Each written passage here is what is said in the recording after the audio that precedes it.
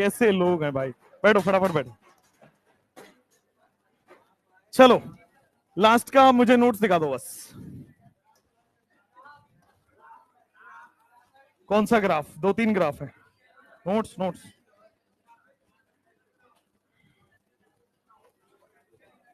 Conformational isomerism of ethane में आपने stability देखा था, इथेन ही किया ना। चलो नाइस, आ जाओ बढ़िया।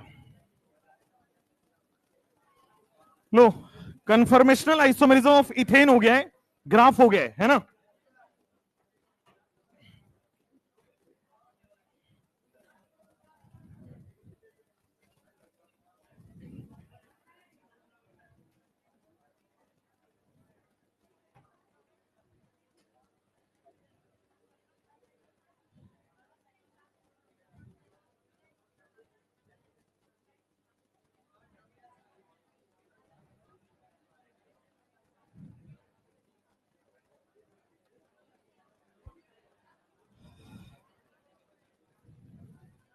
फर्स्ट बेंच पे कौन बात करता है बैठ के?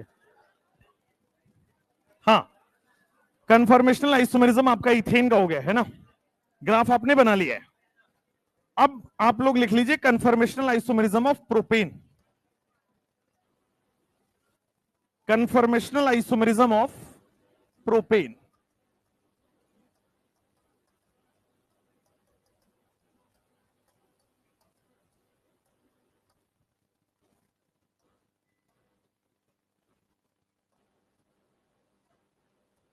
चलो प्रोपेन का कन्फर्मेशनल आइसोमेरिज्म अभी स्टार्ट करते हैं। प्रोपेन बनाएंगे, ब्यूटेन में 2 केस हैं वो बनाएंगे, उसके बाद आपका कन्फर्मेशनल आइसोमेरिज्म का एक आएगा, स्टेबिलिटी का फैक्टर आता है कि गॉस स्टेबल है कि एंटी स्टेबल है।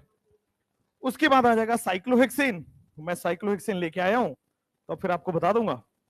फिर आपका कन्फर्मेशनल आइसोमेरिज्म आज के बाद आपके सामने नहीं आएगा बेचारा, अब फिर टेस्ट में और क्वेश्चंस में आएगा। चलो प्रोपेन आप लोग बना लो। प्रोपेन आपके सामने लिखेंगे, ऑर्गेनिक कंपाउंड प्रोपेन आपको लिखेंगे CH3 CH2 और फिर CH3, ये आपका प्रोपेन है। इस प्रोपेन की खास बात है कि प्रोपेन के दोनों सिंगल बॉन्ड सेम है। आप ये वाला सिंगल बॉन्ड बोलो एक ही है बात है, और ये वाला सिंगल बॉन्ड बोलो एक ही बात है ना। इधर से काउंट करें तो 1-2 सिंगल बॉन्ड आएगा, राइट से काउंट कर ले 1-2 सिंगल बॉन्ड आएगा। सिंगल बॉन्ड दोनों तरफ से सेम है, तो मैं किसी भी तरफ से आपको रोटेट कर लेता हूं, कोई भी एक सिंगल बॉन्ड ले लेता हूं और वो रोटेट कर लेता हूं। तो मैंने मान लो कोई भी ले लिया, 1-2 वाला ले लिया। चलो क्वेश्चन में मेंशन रहता है कि कहां से आपको कन्फर्मेशनल आइसोमेरिज्म बनाना है, कौन से सिग्मा बॉन्ड से आपको रोटेट करना है, क्वेश्चन में दिया रहेगा।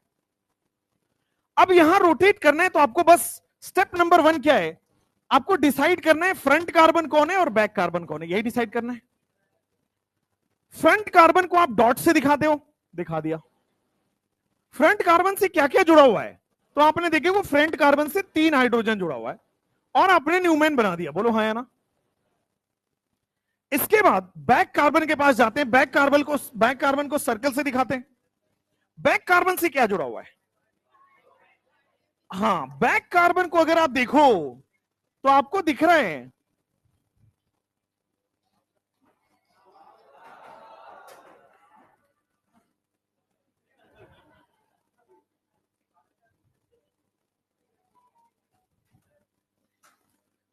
बैक कार्बन को आप देखो तो बैक कार्बन से 2 हाइड्रोजन और एक मिथाइल जुड़ा हुआ है। तो आपको क्या करना है, 2 हाइड्रोजन और एक मिथाइल यहां पे डिनोट कर देना है। बैक कार्बन को मैंने एक मिथाइल और 2 हाइड्रोजन डिनोट कर दिया, क्लियर है। अब देखो क्या यहां पे सारे बॉन्ड आमने सामने, भाई फ्रंट वाले का बॉन्ड और पीछे वाले का बॉन्ड आमने सामने। अगर आमने सामने होता है तो इसको क्या बोलते हैं, इक्लिप्स्ड, ठीक है। और यहां पे जो एंगल है, जो यहां पे एंगल है वो 0 डिग्री है। डाइहेड्रल एंगल फाई से डिनोट करें वो भी 0 डिग्री है। अब मैं इसको 60 डिग्री पे घुमा रहा हूं, क्यों 60 डिग्री पे क्यों घुमाते हैं, 10-20 डिग्री पे क्यों नहीं घुमाते, 30 डिग्री पे क्यों नहीं घुमाते, क्योंकि 60 डिग्री ही सिलेबस में है। आप किसी भी एंगल पे रोटेट कर सकते हैं, बट जो सिलेबस में वही करेंगे। अगर आप किसी भी एंगल पे रोटेट करेंगे तो क्या बन रहा होता है, स्क्यू कन्फर्मर बन रहा होता है। 60 डिग्री वाले का एक अलग नाम है, इसीलिए हम पढ़ते हैं। देखो, जब भी रोटेट करना है फ्रंट कार्बन सेम रहेगा, जब भी रोटेट करना है फ्रंट कार्बन सेम रहेगा। बैक कार्बन में रोटेशन हो जाता है। बैक कार्बन में 60 डिग्री रोटेट करो तो ये मिथाइल बीचों बीच आ जाएगा क्या? तो ये वाला मिथाइल जो बैक कार्बन पे क्या यहां आ गया बीचों बीच, और इसका हाइड्रोजन यहां आ जाएगा और इसका हाइड्रोजन घूमते घूमते यहां चला आया। अब मुझे बताओ, आगे वाले कार्बन का बॉन्ड और पीछे वाले कार्बन के बॉन्ड में कितना एंगल दिख रहा है? आगे वाले कार्बन के बॉन्ड और पीछे वाले कार्बन के बॉन्ड को 60 डिग्री बोलते हैं, और 60 डिग्री को क्या बोलते हैं? स्टैगर्ड। किसी को ऐसा नहीं लग रहा सर इसको गॉश बोलना चाहिए? गॉश क्या होता है? सही में तुम्हें नहीं पता है? गॉश एक फॉर्म होता है। चलिए खैर, अब ब्यूटेन के समय बताइएगा कि गॉश के बारे में मैंने कुछ बोला था तो मैं बता दूंगा, क्योंकि अभी बोलूंगा तो उड़ जाएगा। फ्रंट वाले कार्बन का बॉन्ड और बैक वाले कार्बन के बॉन्ड में कितना एंगल है? 60 डिग्री। तो 60 डिग्री को हम बोलते हैं स्टैगर्ड। मैं बताना चाह रहा था कि अगर आपके पास दो बल्कि ग्रुप आ जाए कंपाउंड में, अभी तक एक बल्कि ग्रुप दिख रहा है, अगर फ्रंट कार्बन पे भी बल्कि ग्रुप आ जाए, मतलब फ्रंट पे एक बल्कि ग्रुप, बैक पे एक बल्कि ग्रुप, तब आपके पास गॉश फॉर्म आता है, तब एंटी आता है। आपने सुना होगा anti form, gosh form, partially eclipsed, fully eclipsed. जब तक दो अलग अलग बल्कि ग्रुप ना आए तब तक वो सब फॉर्म नहीं आएंगे। एक बल्कि ग्रुप हो या उससे कम बल्कि, एक भी ना हो, इथेन में भी एक भी नहीं था, है ना, प्रोपेन में एक बल्कि ग्रुप है, तो जीरो बल्कि ग्रुप, एक बल्कि ग्रुप में केवल दो फॉर्म चलता है, इक्लिप्स्ड, स्टैगर्ड। ब्यूटेन जब मैं कराऊंगा तो वहां पे आप देखोगे दो बल्कि ग्रुप आएगा, और जब भी दो बल्कि ग्रुप आ जाएगा तब वो टर्म आता है gosh, anti, partially eclipsed, fully eclipsed. Clear है? चलो, तो अब स्टैगर्ड में इसको वापस 60 डिग्री घुमा देते हैं। जब आप 60 डिग्री घुमाओगे तो देखो फ्रंट कार्बन में नो चेंज, सेम सेम रहेगा। फ्रंट कार्बन में देखो 3 हाइड्रोजन थे, है और यहां भी है। बैक कार्बन में आप देखो तो मैंने उसको 60 डिग्री और घुमा दिया है, और मिथाइल 60 डिग्री घूमते घूमते यहां आ गया। हाइड्रोजन अगला यहां ट्रांसफर हो गया, अगला हाइड्रोजन यहां ट्रांसफर हो गया। इसमें देखो फ्रंट कार्बन और बैक कार्बन के बॉन्ड के बीच में कितना एंगल है? फ्रंट कार्बन और बैक कार्बन में कितना एंगल है? आमने सामने है ना। फ्रंट कार्बन और बैक कार्बन पीछे पीछे है ना, तो क्या इसको हम 0 डिग्री बोल दें? एंगल, एंगल हो जाएगा 0 डिग्री। और 0 हो गया तो क्या मैं इक्लिप्स बोल दूं? और देखो फर्स्ट और थर्ड सेम है भाई। फर्स्ट वाले कंपाउंड को ऐसे घुमा दिया बस, फर्स्ट वाले कंपाउंड को दोनों को ऐसे घुमा दो तो वही तो बन जाएगा, सेम है, इक्लिप्स्ड। लेकिन अगर आपसे कोई पूछे डाइहेड्रल एंगल कितना है? 120। यहां पे डाइहेड्रल एंगल कितना है? 60 डिग्री। अच्छा, इसको और 60 डिग्री घुमा देते हैं। अपना पेन है, अपना मार्कर है, घुमाते रहो 60 डिग्री। फ्रंट, ये देखो ये कल करवा दिए थे, ये अलग ही है बेटा। बेटा खाने में कुछ मिला के खाते हो क्या? इधर आओ, इसको और 60 डिग्री घुमा देते हैं। जब और 60 डिग्री घुमाएंगे तो मिथाइल यहां आ जाएगा, और हाइड्रोजन बीचों बीच चला जाएगा, और हाइड्रोजन बीचों बीच चला जाएगा।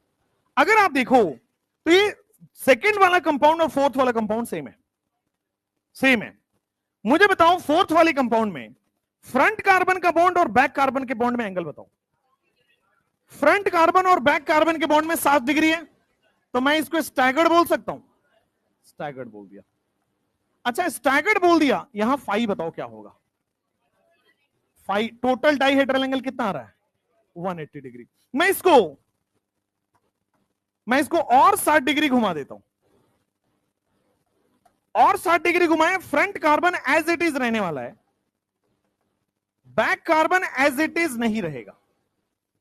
फ्रंट कार्बन सेम है, बैक कार्बन घुमाओगे मिथाइल यहां आ गया, हाइड्रोजन यहां चला गया। क्या ये रिपीट हो गया? फ्रंट कार्बन का बॉन्ड और बैक कार्बन के बॉन्ड में कितना एंगल है? फ्रंट कार्बन का बॉन्ड और बैक कार्बन का बॉन्ड सामने सामने है, सामने सामने होता है तो 0 डिग्री बोलते हैं, और इसको इक्लिप्स बोलते हैं। और फाई कितना हो गया डाइहेड्रल एंगल 240 डिग्री। 60 जोड़ते जाइए फाई आता जाएगा। फिर हम और 60 डिग्री घुमा देते हैं इसको, मोर 60 डिग्री इसको हम घुमा देते हैं। तो देखो फ्रंट कार्बन क्या होने वाला है, सेम। जो बैक कार्बन है उसमें हमने और रोटेट कर दिया 60 डिग्री, तो मिथाइल बीचों बीच आ गया, हाइड्रोजन बीचों बीच आ गया। देखो फिर से रिपीट हो गया क्या? मुझे बताओ फ्रंट कार्बन का बॉन्ड और बैक कार्बन के बॉन्ड में कितना एंगल है? फ्रंट कार्बन का बॉन्ड और बैक कार्बन के बॉन्ड में 60 डिग्री एंगल है ना? क्या इसको हम स्टैगर्ड बोलते हैं? स्टैगर्ड। फाई कितना हो जाएगा 300 डिग्री। इसको और 60 डिग्री घुमाते हैं,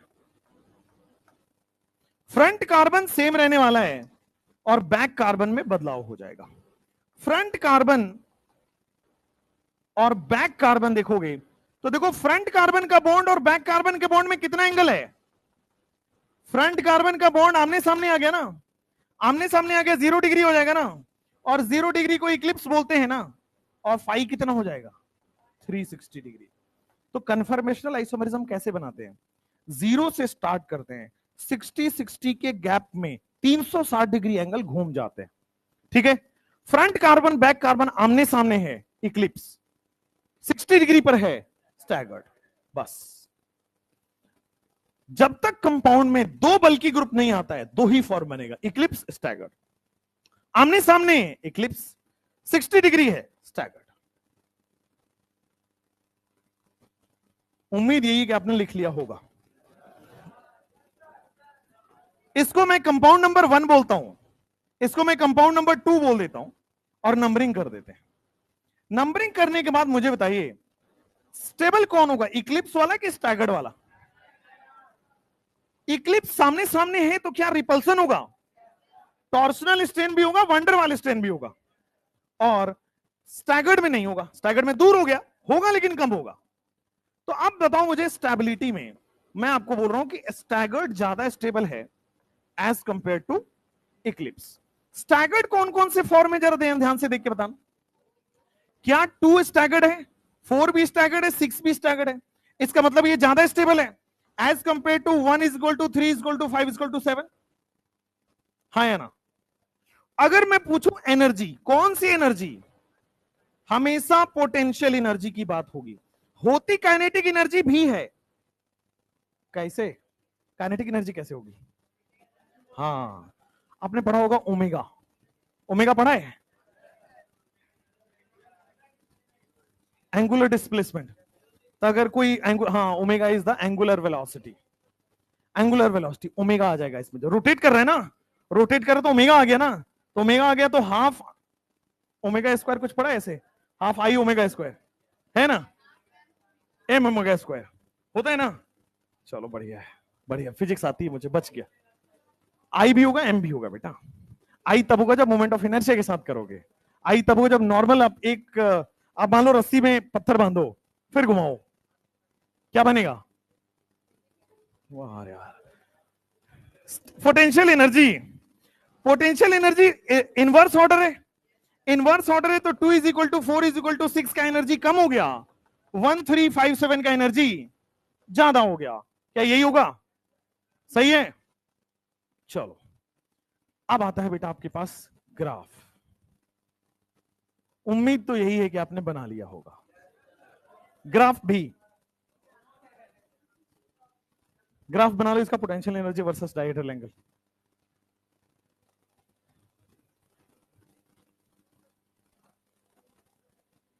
दोनों हो सकते हैं, दोनों कराऊंगा अभी, इसके जस्ट बाद वही केस आएगा।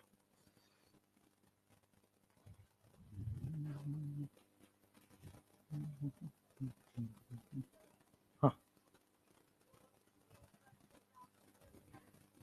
होना चाहिए एक ही पोजीशन में आएगा, जस्ट अगला क्वेश्चन वही है।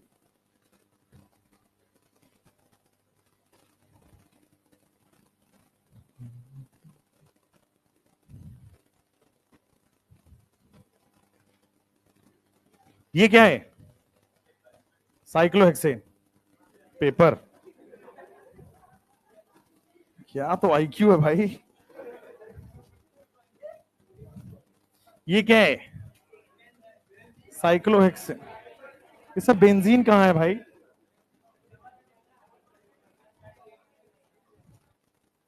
ये क्या है? साइक्लोहेक्सेन। पढ़ो जल्दी, वो पढ़ाना है मेरे को। साइक्लोहेक्सेन। तो तुम सोचो, रात में सोच के सोना पड़ता है कि क्या क्या से तुम्हें समझ आएगा। ये सब मेरे को ऑनलाइन में करते हुए देखे हो? इसका मतलब ऑनलाइन के बच्चे अच्छे हैं, आप नहीं समझ पा रहे हैं इसलिए इतना एफर्ट ले रहे हो। चलो नेक्स्ट। ऑनलाइन में आप ही थे? चलो, लास्ट ईयर हम कितने ऑनलाइन बच्चे पढ़ाए थे? ऑलमोस्ट 1.5 लाख, 1.5 लाख, यस, बच्चे पढ़ाते थे। तो बहुत ही होगा वो तो। चलो नेक्स्ट। इस साल भी ऑलमोस्ट उतना ही है, सिमिलर है। तो आप देखो, मैं Saturday Friday Thursday Friday Saturday नहीं दिखूंगा इधर। रीजन, उधर पैक होता हूं, उधर पैक है। पहले सैटरडे को मैं आपकी ऑफलाइन वो लेता था, एक्स्ट्रा क्लास के लिए बोलता भी था। एक बार हुआ है शायद, एक बार हुआ है, एक भी नहीं हुआ, नहीं हुआ, कोई बात नहीं। अब हो भी नहीं पाएगा क्योंकि उधर क्लास लग गई है और बैक टू बैक लग गई है उधर। तो कहां पे ऑनलाइन और कहां? प्लेटफॉर्म पे, वेदांतु प्लेटफॉर्म पे। चलो आ जाओ। कन्फर्मेशनल आइसोमेरिज्म ऑफ प्रोपेन हो गया, ग्राफ बनाते हैं।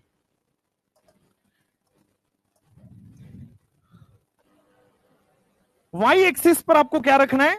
Potential energy. एक्स एक्सिस पर क्या रखना है? Dihedral angle. एक्स एक्सिस पर आप रख लो डाइहेड्रल एंगल और वाई एक्सिस पर रख लो आप पोटेंशियल एनर्जी। बोर्ड पे देखो और मुंह बंद करो बेटा। बंद शक्ल अच्छी लगती है, मुंह खोलते ही तुम बेकार लगने लगते हो।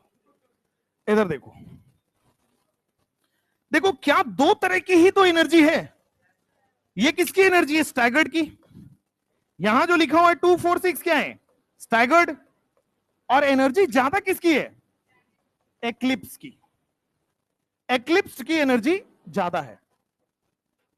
बोर्ड पे देखो, एक्लिप्स की एनर्जी ज्यादा है, स्टैगर्ड की एनर्जी कम है। कुल मिला के इस कंपाउंड में दो तरह की एनर्जी है। कुल मिला के इस कंपाउंड में दो तरह की एनर्जी है, दो तरह की पोटेंशियल एनर्जी है। एक कम पोटेंशियल एनर्जी है स्टैगर्ड की, एक ज्यादा पोटेंशियल एनर्जी है एक्लिप्स की। कंपाउंड का पोटेंशियल एनर्जी फ्लो में बेटा आप जीरो बना देते हो, और आपके साथ साथ मास्टर भी कई बार। कंपाउंड की पोटेंशियल एनर्जी जीरो देखते ही गलत बोल देना। जीरो एनर्जी की कभी भी पोटेंशियल एनर्जी का कंपाउंड एग्जिस्ट ही नहीं कर सकता। अगर कंपाउंड है तो उसमें कुछ ना कुछ पोटेंशियल एनर्जी होगा। जैसे ये कंपाउंड में मान लो मैं हाथ पे बोल रहा हूं इथेन है, नहीं है मतलब एज्यूम कर लो इथेन है, एमजीएच तो होगा, नॉर्मल पोटेंशियल एनर्जी तो लग ही रहा होगा। अब कंपाउंड को पताल में ले जाओगे तभी तो एमजीएच लगता है ना। ऐसा मत समझना हाइट नीचे जाने पे जीरो हो जाती है, हाइट नीचे जाने पे और बढ़ रही होती है। खैर, तो पोटेंशियल एनर्जी किसी भी सिस्टम का जीरो नहीं हो सकता इन केमिस्ट्री, फिजिक्स में नहीं। अब आ जाओ, अगर मैं डाइहेड्रल एंगल 0 डिग्री रखता हूं, मुझे बताओ डाइहेड्रल एंगल 0 पे इक्लिप्स है कि स्टैगर्ड? इक्लिप्स है। एनर्जी ज्यादा है कम है? तो एनर्जी ज्यादा नहीं, बहुत ज्यादा है, हाई है, हाई है। ठीक है, अब मुझे बताओ मैंने 60 डिग्री घुमा दिया तो एनर्जी कम हो गया, इक्लिप्स से स्टैगर्ड में आ गया, तो 60 डिग्री घुमाने पे एनर्जी हो गया कम। फिर से 60 डिग्री घुमा देता हूं मैं, क्या वापस इक्लिप्स हो गया? तो वापस से एनर्जी बढ़ गई, तो वापस से 60 डिग्री घुमाने पे एनर्जी बढ़ गई। फिर 60 डिग्री घुमाओगे तो एनर्जी फिर से स्टैगर्ड हो गया, फिर से घुमाओगे 60 डिग्री तो एनर्जी ज्यादा होगी। कितना हो गया? 0, 60, 180, 240, 300, गलत है, 0, 60, 120, 180, 240, 300, 300 बना लो। यस सेम है, नहीं, दो क्वेश्चन अभी और है, बदलेगा। 0 डिग्री पे हाई एनर्जी है, 60 डिग्री पे लो एनर्जी है, 120 डिग्री पे एनर्जी वापस से इक्लिप्स आ गया, 180 डिग्री पे एनर्जी फिर से कम हो गया है। आप देखो फिर से 240 डिग्री पे एनर्जी बढ़ गया है, 300 डिग्री पे एनर्जी क्या हो गया, कम हो गया, और 360 डिग्री पे वापस से वो इक्लिप्स हो गया है, एनर्जी क्या हो गया, हाई हो गया। अब देखो मैंने यही आपको लास्ट क्लास में भी समझाया था, मोलिक्यूल आपको कहने को बोल देते हो ethane propane, but ethane propane के साथ इथेन प्रोपेन की जिंदगी में कितना उतार चढ़ाव हो रहा है, देख रहे हो। इथेन कभी तो हाई एनर्जी पे है, कभी लो एनर्जी पे, थोड़े थोड़े टाइम बाद हाई एनर्जी, थोड़े टाइम बाद low energy, high energy low energy. तो प्रोपेन दिखने में सीधा लग रहा है, अंदर जिंदगी बड़ी उतार चढ़ाव भरी है, अंदर एनर्जी हाई लो, और ये बहुत रैपिड हो रहा होता है, कन्फर्मेशनल आइसोमेरिज्म बहुत रैपिड होता है, 0 से 60 डिग्री तुरंत तुरंत बदल रहा होता है, तो तुरंत तुरंत एनर्जी भी बदल रहा होता है। 0 डिग्री पे हाई एनर्जी, तुरंत बदला लो एनर्जी, 60 डिग्री होते ही लो एनर्जी, फिर से 60 डिग्री बदला हाई एनर्जी, फिर low energy, high energy low energy. तो ऑर्गेनिक कंपाउंड से सीखने की जरूरत है, फिर से 0 आ जाएगा, आप 360 के बाद एंगल ही नहीं होगा, वापस से 0 आ जाएगा ना, 361 इज 1 डिग्री, 362 इज 2 डिग्री, तो ये हो गया आपके पास मैक्सिमम, आप 360 तक घुमा सकते हो। This is the potential energy versus dihedral angle का ग्राफ। बना लिया आपने, बना लीजिए। बनाने के बाद मुझे बताइए मैक्सिमम स्टेबल कन्फर्मर कहां आएगा,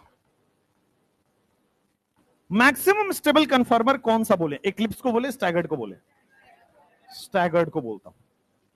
फिर मुझे बताओ मिनिमम स्टेबल कन्फर्मर किसको बोलूं, मिनिमम स्टेबल कन्फर्मर आप बोल दीजिएगा इक्लिप्स को, बहुत बढ़िया, अमेजिंग हो गया। उसके बाद मैक्सिमम स्टेबल के बाद मिनिमम स्टेबल हो गया। अब ध्यान से देखना, मुझे बताइएगा मैक्सिमम से मिनिमम जाने के लिए एंगल ऑफ रोटेशन कितना चाहिए, मैक्सिमम स्टेबल है और मिनिमम स्टेबल पे करना है, 60 डिग्री का गैप है, 60 डिग्री एंगल ऑफ रोटेशन चाहिए, मिनिमम से मैक्सिमम करना हो तो मिनिमम स्टेबल कौन है, देखो ये वाला इक्लिप्स, मैक्सिमम स्टेबल करना है स्टैगर्ड, कितना एंगल बदले हैं, 60 डिग्री एंगल ऑफ रोटेशन किया, मैक्सिमम से मैक्सिमम जाना है, कितना एंगल ऑफ रोटेशन करेंगे, मैक्सिमम स्टेबल ये है और मैक्सिमम स्टेबल ये है, कितना एंगल का रोटेशन करना पड़ेगा, 120 डिग्री।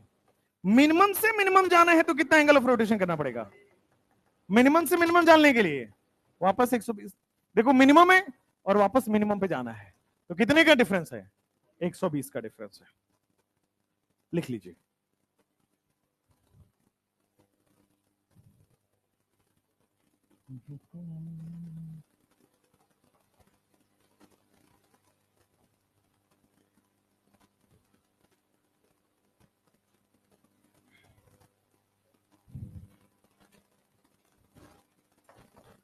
स्टेबिलिटी का ऑर्डर वैसे आपको पता चल गया है, बट स्क्यू को भी मुझे इसमें बताना है। तो देखो सबसे ज्यादा स्टेबल स्टैगर्ड होगा और सबसे कम स्टेबल इक्लिप्स होगा, और बीच में क्या आ जाता है, स्क्यू।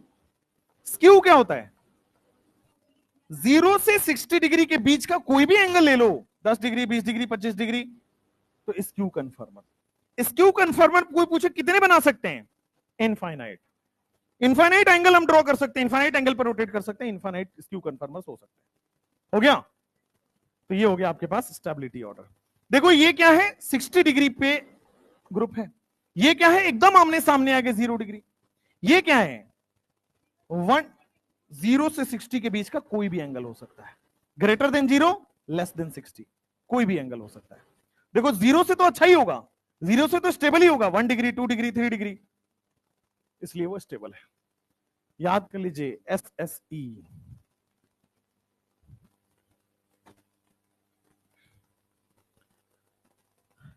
उम्मीद है कि आपने लिख लिया होगा।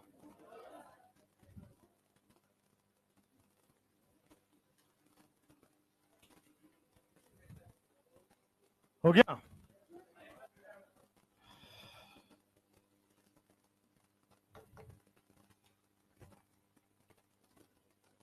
जल्दी करो। ब्यूटेन स्टेबिलिटी का केस रिलेशन, एक क्वेश्चन दूंगा थोड़ी देर बाद, आधे घंटे बाद, जो करेगा उसको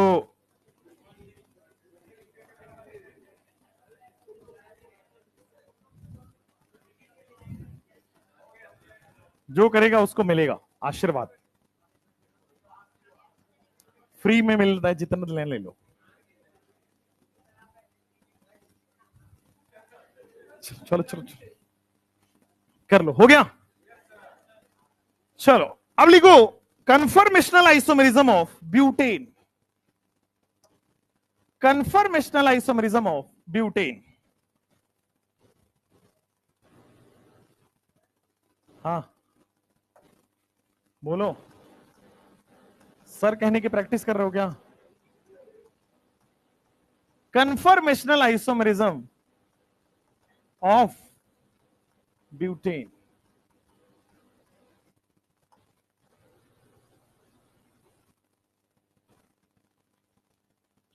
conformational isomerism of butane.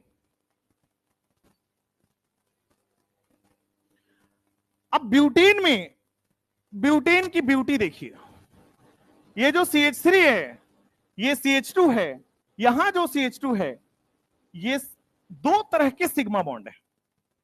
Butane में अभी तक आप क्या कर रहे थे, इथेन में एक तरह का ही सिग्मा बॉन्ड था, प्रोपेन में एक ही तरह का सिग्मा बॉन्ड था, बट ब्यूटेन में क्या हो जाएगा, आप देखो, दिस इज C1C2 बॉन्ड, लेकिन ये वाला C2C3 हो गया।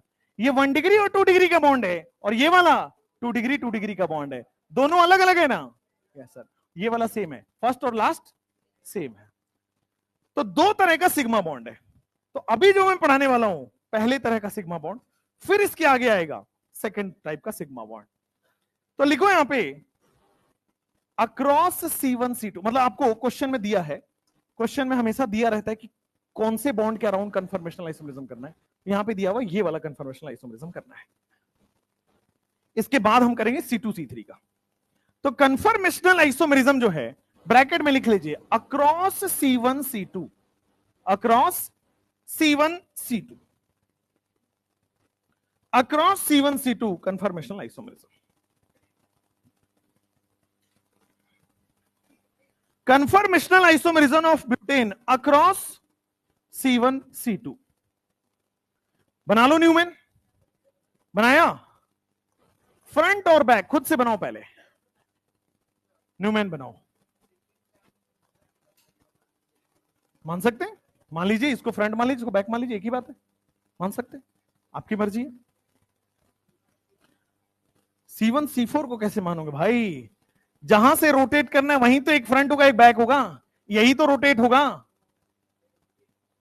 नहीं, पॉसिबिलिटी C1C2 ही है, क्वेश्चन में मेंशन रहेगा। देखो, फ्रंट कार्बन को मैं डॉट से दिखाऊंगा।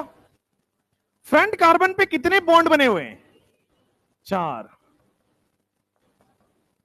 3 तो हाइड्रोजन है, कार्बन के 3 बॉन्ड कैसे बन सकते हैं गधों? चौथा बॉन्ड कार्बन कार्बन का है, जिसके अक्रॉस रोटेट करना होता है। अब आ जाओ बैक कार्बन। अच्छा ये देखो आप, थोड़ा एक और अच्छी बात, ये है आपका फ्रंट कार्बन, बोर्ड पे देखो, ये फ्रंट कार्बन है और ये बैक कार्बन है।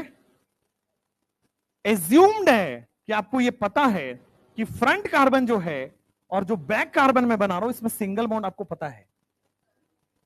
न्यूमैन में सिंगल बॉन्ड छुपा हुआ होता है, पता है नहीं बात? फ्रंट कार्बन और बैक कार्बन में सिंगल बॉन्ड होता है, या दिख नहीं रहा बट है, ठीक है ना? चलिए नाइस। क्या करना है? प्रोसेस।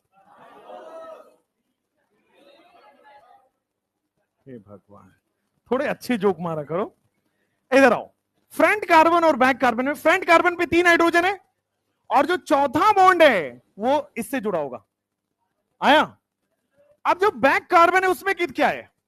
2 हाइड्रोजन, एक इथाइल है। तो मैंने क्या किया, पहले इथाइल बना दिया और 2 हाइड्रोजन यहां बना दिया। क्या डिफरेंस आया पहले और इसमें? मिथाइल की जगह इथाइल आ गया। No, nothing changed. देखो, क्या आमने सामने है बॉन्ड? इसको क्या बोल दूं? इक्लिप्स। डाइहेड्रल एंगल कितना है? 0 डिग्री। इसमें क्या किया मैंने? 60 डिग्री का एंगल रोटेट कर दिया। देखो 60 डिग्री एंगल रोटेट कर दिया तो क्या हो जाएगा आपके पास? फ्रंट कार्बन सेम सेम है, बैक कार्बन को मैंने क्या किया, वापस से 60 डिग्री रोटेट कर लिया। बेटा मुझे आवाज नहीं आनी चाहिए, हमेशा के लिए बंद हो जाएगी। फिर देखो वापस से मैंने 60 डिग्री घुमाए, देखोगे तो बस मिथाइल की जगह इथाइल हुआ है, नथिंग चेंज, कुछ बहुत बदलाव हुआ नहीं है, बस मिथाइल की जगह इथाइल है। प्रैक्टिस के लिए कर लीजिए। फ्रंट कार्बन सेम है, बैक कार्बन को 60 डिग्री घुमाओगे, देखो इथाइल यहां घूम गया, H यहां घूम गया, H यहां घूम गया, क्लियर है। फिर से 60 डिग्री घुमाओ, फिर से 60 डिग्री घुमाओ। अगर आपने फिर से 60 डिग्री घुमाया तो देखो फ्रंट कार्बन पे 3 हाइड्रोजन थे, हैं और रहेंगे, बैक कार्बन पे बदल जाएगा। बेटा बैक कार्बन बदल गया, यहां पे आ गया H और यहां पे आ गया H। फिर से 60 डिग्री घुमाओगे तो front carbon is all same, 3 hydrogen है अभी भी, बैक कार्बन में आपका एंगल क्या हो गया है, बदल चुका है, और बैक कार्बन इस बार इथाइल यहां आ गया, H यहां गया है, H यहां गया है। फिर से देखो आप, तो फ्रंट कार्बन में क्या आने वाला है, 60 डिग्री फ्रंट कार्बन देखो, H H H। जो बैक कार्बन है वहां पे देखिएगा क्या होने वाला है, इथाइल बीचों बीच आ जाएगा, फिर H और फिर H आ जाएगा। जो फिर से 60 डिग्री घुमा दीजिए, देखो front carbon as it is है और बैक कार्बन हमने 60 डिग्री घुमा दिया है। बस आपको कोई चेंज नहीं करना है, सिंपली मिथाइल की जगह इथाइल रख देना है, सिंपली मिथाइल की जगह इथाइल रखते चले जाइए, आपके पास पूरा का पूरा 0 से 360 आ जाएगा। अब आप लोग मुझे बताओ, फ्रंट कार्बन और बैक कार्बन में बॉन्ड कितना है, 60 डिग्री है, इसको क्या बोला जाएगा, स्टैगर्ड। अच्छा 60 डिग्री पे गॉश भी बोलते हैं, बट क्या यहां गॉश बोलेंगे, नहीं, रीजन, गॉश के लिए मिनिमम 2 बल्कि ग्रुप होना चाहिए, फ्रंट कार्बन पे भी बल्कि, बैक पे भी बल्कि, हो सकता है दोनों बल्कि सेम हो सकता है दोनों बल्कि डिफरेंट हो, बल्कि होना चाहिए। यहां एक ही पे है, एक पे होने से काम नहीं होगा, दोनों पे होना पड़ेगा, और दोनों पे हो सकता है दोनों सेम हो सकता है दोनों डिफरेंट हो। अब आ जाओ, फ्रंट कार्बन का बॉन्ड और बैक कार्बन के बॉन्ड में कितना डिफरेंस है, कितना बॉन्ड एंगल है, 0 डिग्री, इसको क्या बोलते हैं, एक्लिप्स्ड। अब देखो जादू दिखाऊं, ये दो, ये एक और जादू दिखाऊं, जादू बिगड़ गया, ये देखो 60 डिग्री,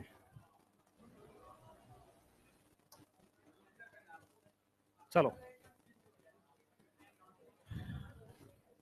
हाँ डाईहेड्रल एंगल बदलेगा, डाईहेड्रल एंगल बदल जाएगा, डाईहेड्रल एंगल कितना हो गया, 120 यहां हो गया, फिर से डाईहेड्रल एंगल 180 हो जाएगा, डाईहेड्रल एंगल 250 हो जाएगा, डाईहेड्रल एंगल 300 हो जाएगा, डाईहेड्रल एंगल 360 हो जाएगा। बोलो समझ में आया।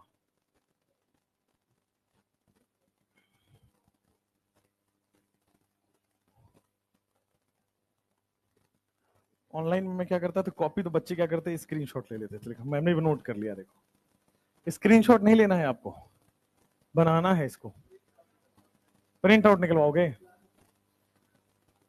तुम्हारे ओएमआर गड़बड़ होगा, ध्यान रखना, मजा आ जाएगा, इस बार सीबीएसई पेपर सेट करे, ओहो अगर सीबीएसई पेपर सेट करे मजा आ जाएगा, देखो बहुत चांसेस हैं, बहुत ज्यादा चांस,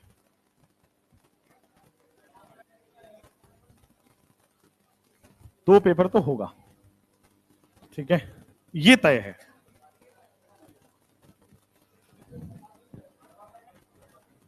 इधर बोर्ड पे देखो, इसमें अभी आपको ग्राफ भी बनाना होगा, तो ग्राफ भी बना देते हैं। तुम लोग का हॉस्टल अलग अलग है या एक साथ रहते हो, तुम लोग अलग अलग रहते हो, तो अलग एक साथ कर लो, क्योंकि इतनी बातें वहां कर लेना, फिर क्लास में मत करो। Potential energy versus dihedral angle का ग्राफ बना रहा हूं। पोटेंशियल एनर्जी को मैंने कहां रखा है, वाई एक्सिस, डाइहेड्रल एंगल कहां रखा है? X axis. स्टेबल, अच्छा इसका कंपाउंड का नंबरिंग तो किया ही नहीं हमने। इसका नंबरिंग हो गया 1, इसको बोल देते हैं 2, इसको बोल देते हैं 3।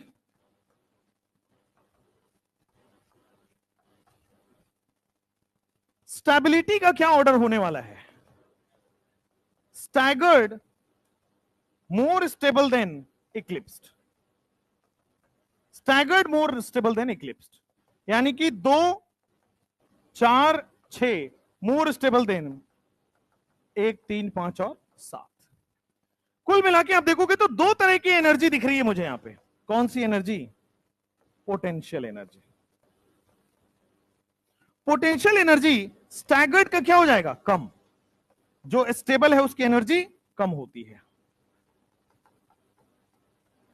अब देखो यहां पे 2 is equal to 4 is equal to 6 ज्यादा एनर्जी दिखाएगा, कम एनर्जी दिखाएगा एज कंपेयर टू 1, 3, 5, 7।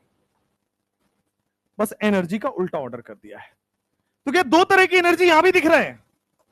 एक स्टैगर्ड का एनर्जी दिख रहा होगा और एक स्टैगर्ड का एनर्जी दिख रहा होगा और एक इक्लिप्स का एनर्जी दिख रहा है। स्टैगर्ड का एनर्जी ज्यादा या कम है? कम है। इक्लिप्स का एनर्जी ज्यादा या कम है? ज्यादा है। 0 डिग्री पे कौन सा है? देखो सामने इक्लिप्स है। इक्लिप्स का एनर्जी क्या है? ज्यादा है। 60 डिग्री घुमाने के बाद एनर्जी कम हो गई क्या? यस। तो मान लो कभी एनर्जी ज्यादा हो, कोई गुस्सा हो आपसे, 60 डिग्री घुमा दो बेटा, ठीक है? मरीन ड्राइव लेके जाओ, एनर्जी कम हो जाएगी, ठीक है? फिर थोड़े दिन बाद तो बेटा nature and signature do not change, फिर एनर्जी गड़बड़ हो गई, फिर घुमा दो, फिर हाँ जंक्शन घुमा दो बेटा, बहुत बढ़िया बहुत बढ़िया, वहां ठेले का दुकान भी लगा लो। चलो 60 डिग्री हो गया। फिर देखो यहां पे 120 डिग्री हुआ, फिर 180 डिग्री हुआ, फिर 240 हो गया, 300 हो गया। ये ज्यादा ही बढ़ गया भाई, ज्यादा ही घुमा दिया हमने। 360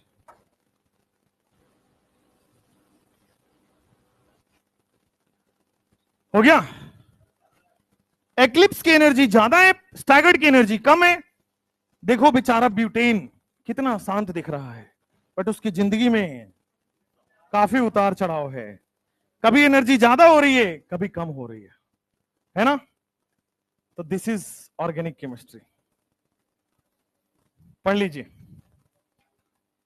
this is life. Organic chemistry आपको लाइफ सिखाती है बेटा।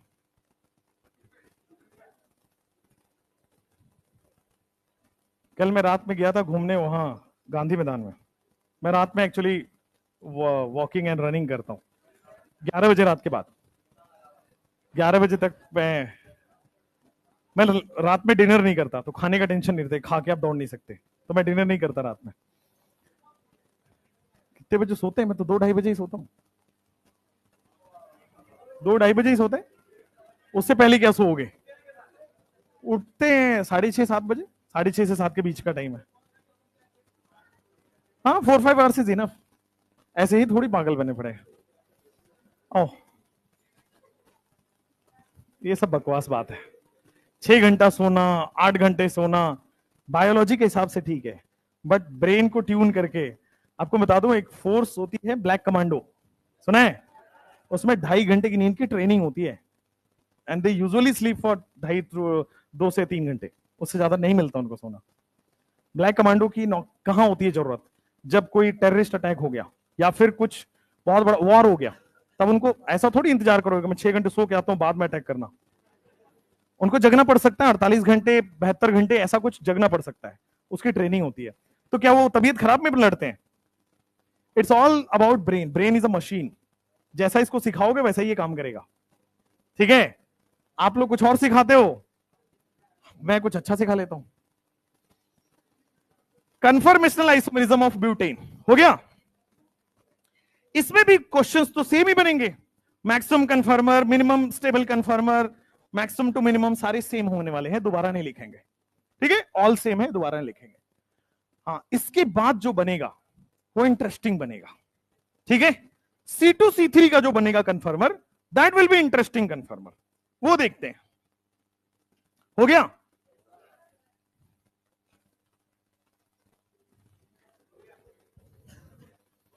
आंटी जी ने डांट दिया यार। C3C4 एंड C1C3 सेम है, C1C2 सेम है।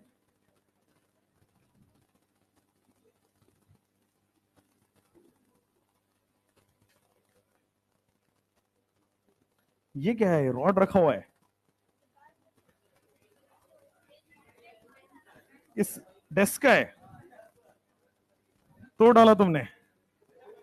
चलो भाई, ब्यूटेन में अगर आपको C2C3 मिल जाए, इतना कौन मेहनत करे, इसको इधर ले आओ।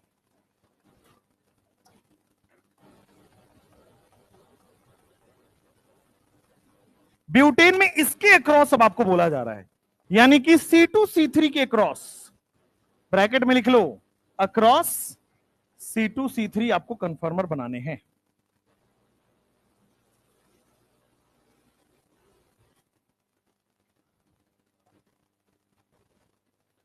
देखो, जहां से रोटेट करना होता है वो क्वेश्चन में दिया रहेगा कि C1 C2 है, C2 C3 क्वेश्चन में दिया रहता, इनफैक्ट एरो बना के दिखाया रहता है। ये टेढ़ा क्यों हो गया? Across C2 C3। चलो, अब देखो, जहां से ये एरो बना के आपको दिया होगा, तो देखो क्या ये फ्रंट कार्बन मान लूं, इसको बैक कार्बन मान लेते हैं। अब देखो, दिख गया होगा कि फ्रंट कार्बन पे एक बल्कि दिख रहा है मिथाइल, और बैक कार्बन पे भी एक बल्कि दिख रहा है मिथाइल। अब आपके पास दो बल्कि आ गए। अब यहां पे आएगा गॉश, यहां पे आएगा पार्सली क्लिप्स्ड, यहां पे आएगा फुल्ली क्लिप्स्ड। अब देखते हैं फ्रंट कार्बन से, देखना क्या क्या जुड़ा हुआ है। फ्रंट कार्बन से क्या जुड़ा हुआ है? फ्रंट कार्बन से देखो, एक मिथाइल, दो हाइड्रोजन जुड़ा है। बैक कार्बन से क्या जुड़ा हुआ है? बैक कार्बन से देखो क्या जुड़ा हुआ है, सेम। बैक कार्बन से सेम, यहां बैक कार्बन से आ गया सेम। अब देखो क्या होगा, फ्रंट कार्बन पे भी एक बल्कि ग्रुप है, बैक कार्बन पे भी एक बल्कि ग्रुप है। क्या दोनों आमने सामने है?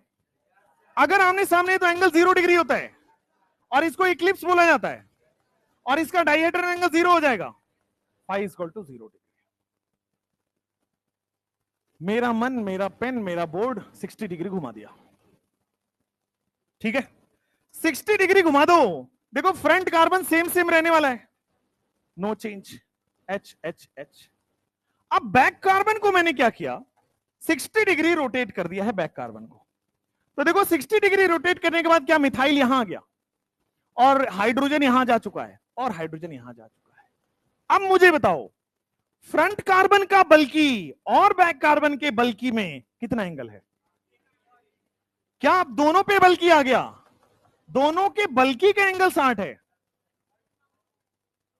दोनों के बल्कि ग्रुप का एंगल 60 डिग्री है, और दोनों के बल्कि ग्रुप का एंगल अगर 60 डिग्री है, तो इसको हम लोग बोलते हैं गॉश, गॉश स्टैगर्ड। स्टैगर्ड का ये पार्ट है, स्टैगर्ड का ही एक पार्ट है, इसको बोलते हैं गॉश स्टैगर्ड। इसको गॉच नहीं बोलना है, इट्स गॉश, गॉश स्टैगर्ड। मुझे बताओ, डाइहेड्रल एंगल भी वापस से 60 डिग्री है। फिर से, मेरा बोर्ड, मेरा pen, my life my rules, 60 degree घुमा दिया। अब 60 डिग्री घुमा दिया तो देखो, front carbon as it is था, कोई बदलाव नहीं आया, सेम से। हाँ, बैक कार्बन में आप देखोगे तो बैक कार्बन बदल चुका है, बैक कार्बन घूम चुका है, बैक कार्बन में मिथाइल यहां आ चुका है, यहां पे भी हाइड्रोजन जा चुका है। आपने ये लिखा था कि नहीं लिखा था? लिख लिया था? नहीं लिखा था तो कोई बात नहीं, क्योंकि मिटाना है। अब ध्यान दीजिए, यहां पे क्या है, मिथाइल के पीछे मिथाइल, हाइड्रोजन के पीछे हाइड्रोजन, हाइड्रोजन के पीछे हाइड्रोजन। क्या पूरी तरह से छुप जाएगा बैक कार्बन? मिथाइल के पीछे मिथाइल पूरा छुप गया, हाइड्रोजन के पीछे हाइड्रोजन पूरा छुप गया, लेफ्ट वाले हाइड्रोजन के पीछे लेफ्ट वाले हाइड्रोजन पूरा छुप गया। क्या सारा कुछ छुप गया? ये इसको छुपा दिया, ये इसको छुपा दिया, ये इसको छुपा दिया, और कार्बन कार्बन को तो छुपाता ही है। तो देखो, पूरी तरह से छुप गया, पूरी तरह से छुप गया, इसको बोलते हैं हम लोग फुल्ली एक्लिप्स्ड। अगर आमने सामने हो और और जो आपका बल्कि ग्रुप है वो भी सेम है, तो इसको बोलते हैं फुल्ली एक्लिप्स्ड। आमने सामने हो और देखो आप ध्यान से, पूरी तरह से आमने सामने, आमने सामने है और मॉलिक्यूल भी एकदम सेम सेम है, इसको बोलते हैं फुल्ली एक्लिप्स्ड। यहां देखो, ये भी आमने सामने है बट मॉलिक्यूल सेम सेम नहीं है। देखो हाइड्रोजन मिथाइल, मिथाइल हाइड्रोजन है, आमने सामने यहां भी है, आमने सामने यहां भी है, इक्लिप्स ये भी है, इक्लिप्स ये भी है, बट ये फुल्ली इक्लिप्स्ड है, पूरी तरह से छुप गया, ये पार्शियली इक्लिप्स्ड है। देखो हाइड्रोजन छोटा है, ये वाले मॉलिक्यूल पे, ये वाला बॉन्ड देखना, आगे वाले पे हाइड्रोजन है और पीछे वाले पे मिथाइल है, तो मिथाइल दिख जाएगा, मिथाइल बड़ा होता है, पूरी तरह से नहीं ढक पा रहा है इसको। क्या ये पूरा आमने सामने है? ये अधूरा आमने सामने है। पूरे वाले को फुल्ली इक्लिप्स बोलेंगे, अधूरे वाले को पार्शियली इक्लिप्स्ड बोल देंगे। देखो आमने सामने बॉन्ड हो और मॉलिक्यूल भी सेम हो तो उसको बोलते हैं फुल्ली इक्लिप्स्ड। आमने सामने बॉन्ड हो और मॉलिक्यूल सेम नहीं है, पार्शियली इक्लिप्स्ड। देखो यहां पे सेम नहीं है, मिथाइल के सामने हाइड्रोजन है, देखो यहां मिथाइल के सामने हाइड्रोजन है, पार्शियली इक्लिप्स्ड। यहां पे मिथाइल ही मिथाइल को ढक रहा है, हाइड्रोजन ही हाइड्रोजन को ढक रहा है, फुल्ली इक्लिप्स्ड। अगर मिथाइल हाइड्रोजन को ढके, पार्शियली इक्लिप्स्ड, मिथाइल हाइड्रोजन को ढके, पार्शियली इक्लिप्स्ड। लगेगा? बिल्कुल लगेगा नहीं? आपको क्यों लग रहा है कि एकदम पीछे होगा? देखो ये फ्रंट कार्बन है, इस पे मिथाइल एक बल्कि ग्रुप लगा हुआ है, बैक कार्बन थोड़ा जाके पीछे होगा ना, और फिर यहां मिथाइल लगा होगा ना, यहां हाइड्रोजन लगा हुआ, हाइड्रोजन होगा। रिपल्सन है, रिपल्सन है, और थोड़ा दूर पे रहता है, इतना नहीं है कि एकदम रिपल करके अलग अलग हो गए, थोड़ा दूर पे है। चलो कहां? पीछे, पीछे वाले पे, इसमें दो बल्कि ग्रुप ही नहीं है ना, दो बल्कि ग्रुप आएंगे।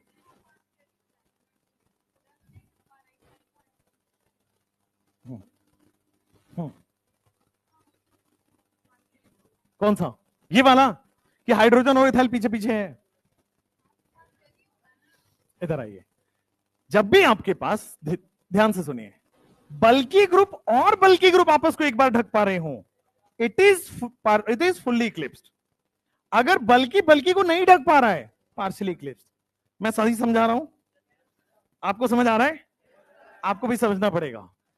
बल्कि और बल्कि अगर एक दूसरे को ढक रहे हैं, केवल बल्कि को देखना, बाकी को मत देखो ना, स्मॉल वाले क्यों देख रहे हो? अगर बल्कि और बल्कि एक दूसरे को ढक रहे हैं, फुल्ली इक्लिप्स्ड। इधर आ जाओ, बल्कि और छोटा वाला ग्रुप है, नहीं ढक पा रहा है, पार्शियली इक्लिप्स्ड। आप एक कॉन्सेप्ट बस ध्यान रखो कि अगर दो बल्कि ग्रुप आएगा तभी फुल्ली इक्लिप्स्ड, पार्शियली इक्लिप्स्ड आएगा। दो बल्कि ग्रुप नहीं है तो फुल्ली पार्शियली कॉन्सेप्ट ही नहीं होता। ठीक? हाँ,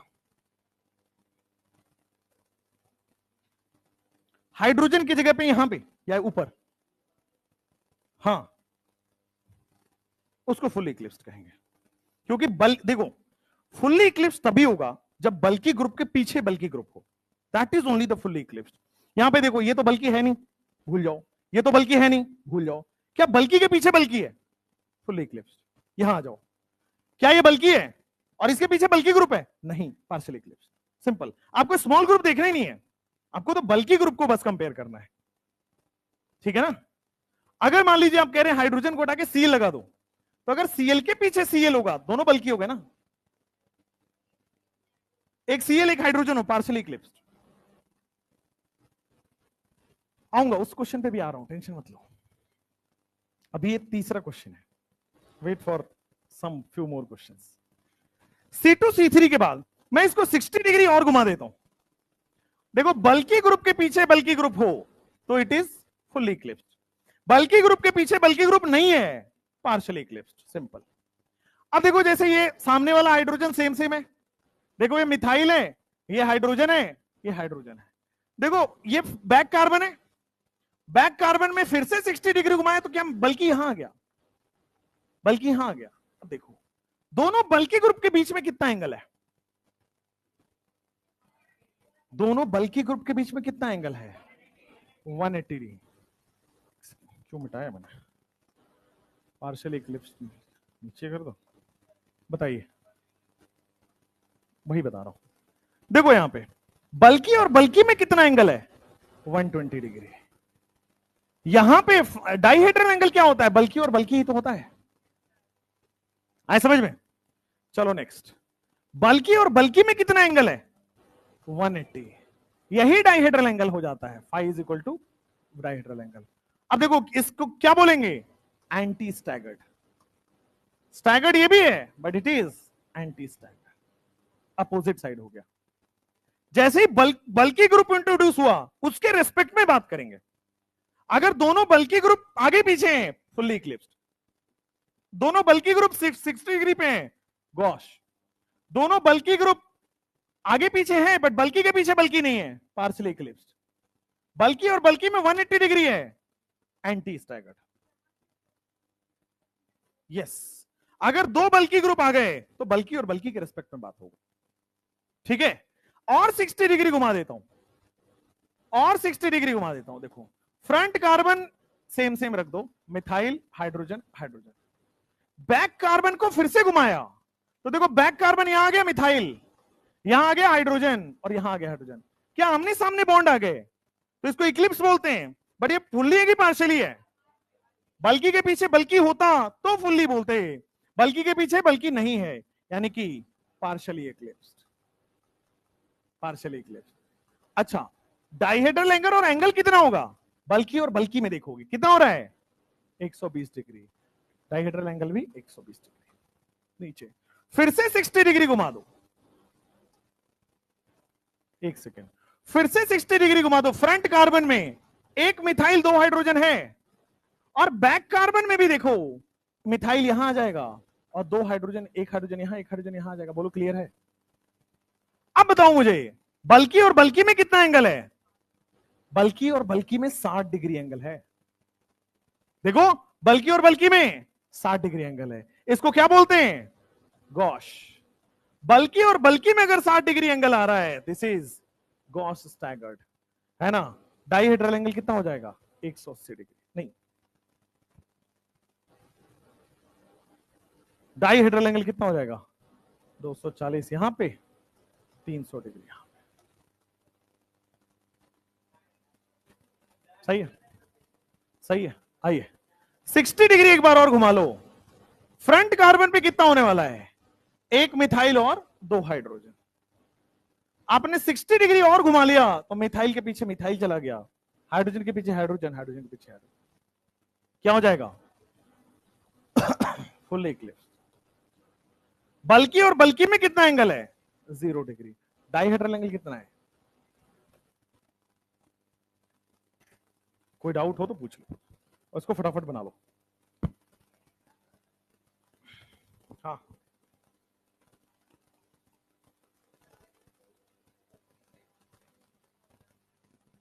देखो ये जो एंगल लिखते हैं ना, पहले वाले का बल्कि और दूसरे वाले कार्बन, फ्रंट कार्बन का बल्कि और दूसरे कार्बन का बल्कि का एंगल कितना है? 0 डिग्री। फ्रंट कार्बन का बल्कि और बैक कार्बन के बल्कि में कितना एंगल है? फ्रंट कार्बन और बैक कार्बन के बल्कि में कितना एंगल है? फ्रंट कार्बन और बैक कार्बन के बल्कि में कितना है? फ्रंट कार्बन और बैक कार्बन अब कितना है? 120। फ्रंट कार्बन और बैक कार्बन में अब कितना है? 60। फ्रंट कार्बन और बैक कार्बन कितना हो गया? 0। जब भी बल्कि ग्रुप आ गया, दो बल्कि ग्रुप आ गए, तो केवल उसके रिस्पेक्ट में हम बात करते हैं कन्फर्मेशन आइसोमरिज्म। डाइहेड्रल एंगल क्या लिखते हैं? 0 से। तो कितना हो गया डाइहेड्रल एंगल? 0। ये कितना हो गया? 60, 120, 60 बढ़ाते जाओ, आपके पास आंसर आ जाएगा। अब देखो जब भी दो बल्कि ग्रुप आ जाएं और दोनों बल्कि ग्रुप आमने सामने हो, फुल्ली इक्लिप्स्ड। दो बल्कि ग्रुप आ जाए और आमने सामने ना हो, पार्शियली इक्लिप्स्ड। दो बल्कि ग्रुप हो और दोनों 60 डिग्री पे हो, गॉस स्टैगर्ड। दो बल्कि ग्रुप हो, दोनों 180 पे हो, एंटी स्टैगर्ड।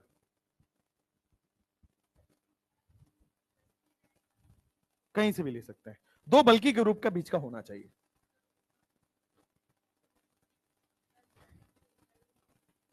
किसका? कंपाउंड का बताओ। 1, 5, 6, 7, ये वाला। 240 वाला, ये बल्कि ग्रुप है फ्रंट कार्बन का? बता बता बता, क्या ये आपके पास बल्कि ग्रुप है फ्रंट कार्बन का, ये बैक कार्बन का बल्कि ग्रुप है, इन दोनों के बीच में कितना एंगल है 120 है। तो ऊपर क्या लिखते हैं, फ्रंट वाले कार्बन का बॉन्ड और बैक वाले कार्बन के बॉन्ड का एंगल, वो 120 लिख दिया। डाइहेड्रल एंगल कैसे लिखते हैं, ओरिजिनल से, आपने जहां से स्टार्ट किया था वहां से कितना घुमा दिया है 240, समझ गए। डाइहेड्रल एंगल जीरो से कितना घूम गया वो देखते हैं, लिख लो। और कोई डाउट?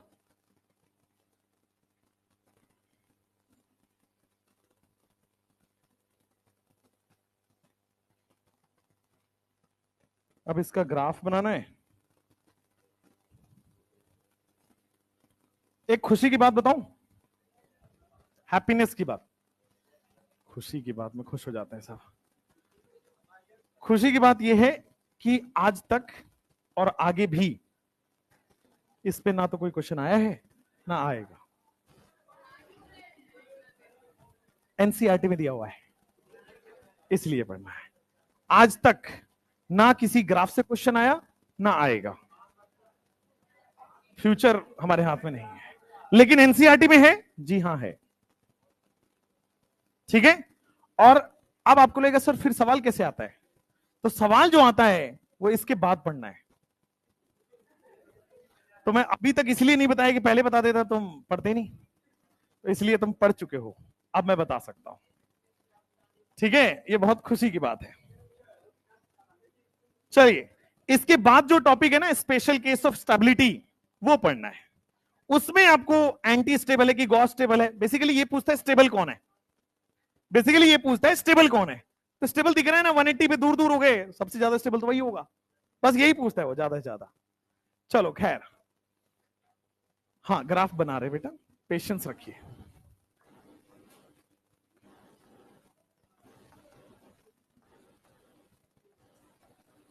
देखो मुझे बताओ, स्टेबिलिटी का ऑर्डर यहां से पूछा जाता है, कभी भी एक कंफर्मर नहीं आएगा बनाने को, हाँ स्टेबिलिटी का ऑर्डर जरूर आता है। देखो सबसे स्टेबल कौन होगा बोर्ड पे, देखो यहां पे क्या होगा, बल्कि और बल्कि एकदम आमने सामने है, बहुत तगड़ा रिपल्सन। यहां पे थोड़ा बहुत दूर हो गए तो चलो ठीक है, रिपल्सन कम है। यहां पे और दूर हो गए, रिपल्सन और कम हो गया। यहां पे सबसे ज्यादा दूर हो गए, एकदम अपोजिट हो गया, तो रिपल्सन सबसे कम हो गया। रिपल्सन सबसे कम है तो एंटी फॉर्म जो है ना वो सबसे ज्यादा स्टेबल होता है। रिपल्सन मिनिमम से मिनिमम एकदम अपोजिट, एक ऊपर की तरफ एक नीचे की तरफ है, एकदम अपोजिट हो गया, 180 डिग्री एंगल हो गया।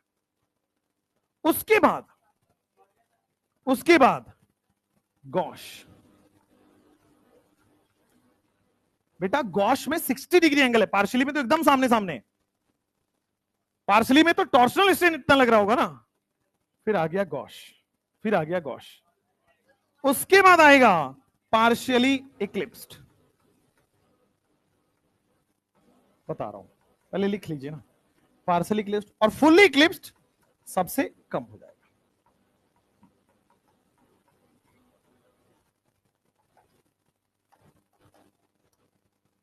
ये स्टेबिलिटी का ऑर्डर है। अब इसमें एक सवाल आता है लोगों के मन में कि पार्शियली इक्लिप्स में तो 120 है, गॉस में तो 60 है, तो पार्शियली इक्लिप्स का तो ज्यादा स्टेबल होना चाहिए, है ना। भाई पार्शियली इक्लिप्स में टॉर्शनल स्ट्रेन आप नहीं फील कर पा रहे हो, बहुत ज्यादा होगा, एकदम आमने सामने है, इसमें टॉर्शनल स्ट्रेन बहुत ज्यादा है। बल्कि तो फिर भी दूर ही है ना, कोई बात नहीं, बल्कि दूर है, वंडरवाल स्ट्रेन कम है, अच्छी बात है, बट टॉर्शनल स्ट्रेन हाईएस्ट है इसमें, टॉर्शनल स्ट्रेन सबसे ज्यादा लग रहा है, इसलिए इसकी स्टेबिलिटी कम हो जाती है, ठीक है। गॉश में देखो टॉर्शनल स्ट्रेन भी कम है, कहां गया गॉश, टॉर्शनल स्ट्रेन भी कम है और वंडरवाल भी कम है, दोनों ही कम हो रहा है। यहां पे टॉर्शनल स्ट्रेन बहुत बढ़ गया, वंडरवाल थोड़ा कम हो गया, समझे बात को।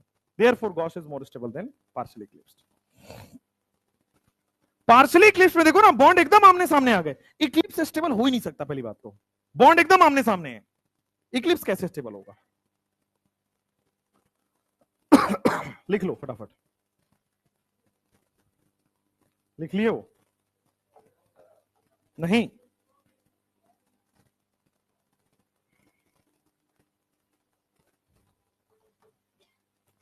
ग्राफ बना ही लो। देखो स्टेबिलिटी का ऑर्डर अगर आपसे कोई कंपाउंड में पूछे तो सबसे ज्यादा स्टेबल मैं बोल सकता हूं फोर्थ कंपाउंड है। बोलो हाँ या ना, क्या फोर्थ कंपाउंड सबसे ज्यादा स्टेबल है? 2 = 6 फिर स्टेबल है गॉश।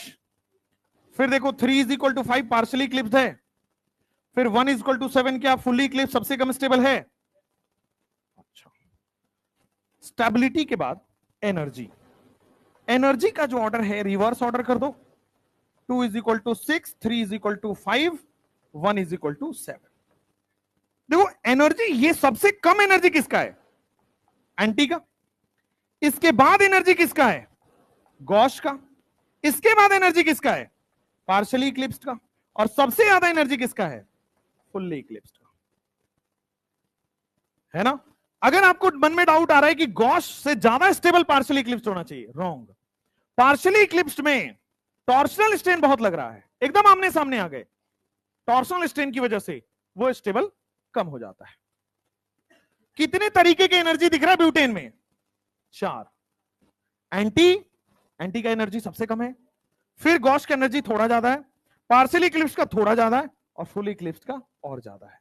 तो पहले जो 2 लाइन खींच रहे थे, अब हमें 4 लाइन खींचना पड़ेगा, हाँ या ना? पहले 2 ही था ना, स्टैगर्ड और इक्लिप्स्ड, अब क्या है 4 हो गए। Anti, gosh, partially eclipsed, fully eclipsed. हाँ, गॉश का स्ट्रेन कम होता है। देखो ये बल्कि ग्रुप दिख रहा है, ये बल्कि ग्रुप दिख रहा है, दोनों बल्कि ग्रुप में क्या रिपल्सन कम लग रहा है ना? पहले क्या है, दोनों बल्कि ग्रुप एकदम आमने सामने बैठे, एकदम एक के दूसरे, एक के पीछे एक। अभी क्या है, दोनों बल्कि ग्रुप दूर दूर हो गए 60 डिग्री पे, तो स्ट्रेन कम हो गया। अच्छा, टॉर्शनल स्ट्रेन क्या होता है? देखो फ्रंट कार्बन का जो बॉन्ड है और बैक कार्बन का जो बॉन्ड है, बॉन्ड में बॉन्ड पेयर इलेक्ट्रॉन होगा, बैक कार्बन के बॉन्ड में भी बॉन्ड पेयर इलेक्ट्रॉन होगा, दोनों बॉन्ड पेयर इलेक्ट्रॉन का रिपल्सन इज टॉर्शनल स्ट्रेन। हो गया ये वाला? करें आगे potential energy versus ideal angle. चलो ग्राफ, आप लोग से बन गया ग्राफ? होगा लेकिन सिलेबस में नहीं है। ओमेगा जहां जहां रोटेट हो रहा है वहां वहां ओमेगा होगा, बट सिलेबस में नहीं है। चलो, तो सबसे कम एनर्जी क्या एंटी का होने वाला है, तो मैंने एक एंटी के लिए लाइन खींच दिया। इससे ज्यादा एनर्जी किसका होगा? गॉश का एनर्जी इससे ज्यादा होगा, गॉश का लाइन हमने खींच दिया। इससे ज्यादा एनर्जी किसका होगा? पार्शियली इक्लिप्स्ड, उसके लिए एक लाइन खींच दिया। और फिर इससे ज्यादा एनर्जी किसका होगा? फुल्ली इक्लिप्स्ड, तो उसके लिए भी एक लाइन हमने ड्रॉ कर दिया है। चलो, ये हो जाएगा आपके सामने एंटी, ये आपके सामने हो जाएगा एंटी, ये हो जाएगा आपके सामने गॉश, ये हो जाएगा आपके सामने पार्शियली इक्लिप्स्ड, और ये हो जाएगा फुल्ली इक्लिप्स्ड। ठीक है, और यही वाला मैंने ऊपर वाले बैच में लिखवाया है, तो आज वहां एक लेक्चर पहले हो जाता है, ये वाला टॉपिक कल हो गया था। तो क्या हो गया, देखो यहां पे वो बच्चा आया कि सर ये देखो पार्शियली इक्लिप्स्ड और ये देखो पार्शियली इक्लिप्स्ड, वो पोटेंशियल एनर्जी है और ये पार्शियली इक्लिप्स्ड है, समझे?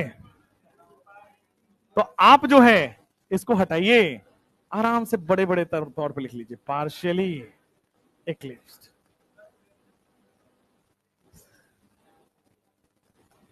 पढ़ लो बेटा, वरना रिश्तेदार यही बोलेंगे।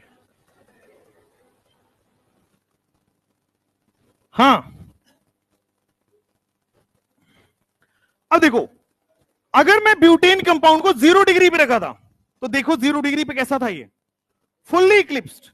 फुल्ली इक्लिप्स की एनर्जी सबसे ज्यादा या सबसे कम? सबसे ज्यादा। फुल्ली इक्लिप्स यहां पे है। अब मैंने इसको 60 डिग्री रोटेट किया है, देखो कहां आ गया वो? गॉश पे आ गया। गॉश पे आया तो 60 डिग्री रोटेट करने पे ये गॉश पे आ गया है, एकदम क्लियर है? 60 डिग्री पे गॉश पे आ गया है। इसको 60 डिग्री और रोटेट किया तो क्या एनर्जी बढ़ गया? क्या पार्शियली इक्लिप्स पे चला गया वो? तो 60 डिग्री और रोटेट करने के बाद ये पार्शियली इक्लिप्स पे चला गया। पार्शियली इक्लिप्स के बाद 60 डिग्री और रोटेट किया, सबसे ज्यादा स्टेबल हो गया, सबसे कम एनर्जी हो गया, एंटी पे चला गया, एंटी का सबसे कम एनर्जी होगा।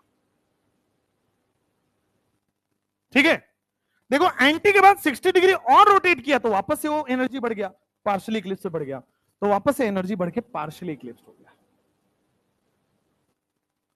पार्शियली इक्लिप्स पे पहुंचने के बाद वापस से वो गॉश पे गया है, एनर्जी उसका कम हुआ और वापस से वो गॉश पे गया।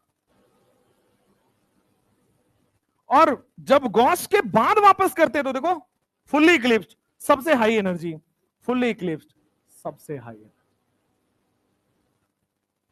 व्हाट अ ग्राफ, है ना। केमिस्ट्री में आपने उम्मीद किया था ऐसा कुछ? नहीं ना। केमिस्ट्री में कहां से, ऑर्गेनिक में कहां से ग्राफ आएगा? काइनेटिक्स में आता है ग्राफ, लिक्विड सॉल्यूशन में आता है ग्राफ, है ना। खैर, ऑर्गेनिक केमिस्ट्री में हम किसी से कम नहीं, है ना बेटा। हाँ, पढ़ लो। तुम्हारी हरकतें सारी टेम्पो वाले जैसी है, कुछ करो ना करो टेम्पो जरूर खरीदना, अच्छा चला पाओगे। 240, 300, 360, this is DA, dihedral angle. कर लो जल्दी से। दिस इज ब्यूटेन का ग्राफ। ये ग्राफ बनाइए, ग्राफ को समझिए और ग्राफ को भूल जाइए, क्योंकि इसके बाद इसका काम नहीं आएगा, है ना। कुछ काम ऐसे किया जाता है जिससे कि कॉपी कलम का बिजनेस चल पाए। तुम लिखोगे, कॉपी खत्म होगा, तभी तो बेचारे दुकानदार के पास जाओगे, है ना। तो सबके बारे में सोचता है ऑर्गेनिक केमिस्ट्री।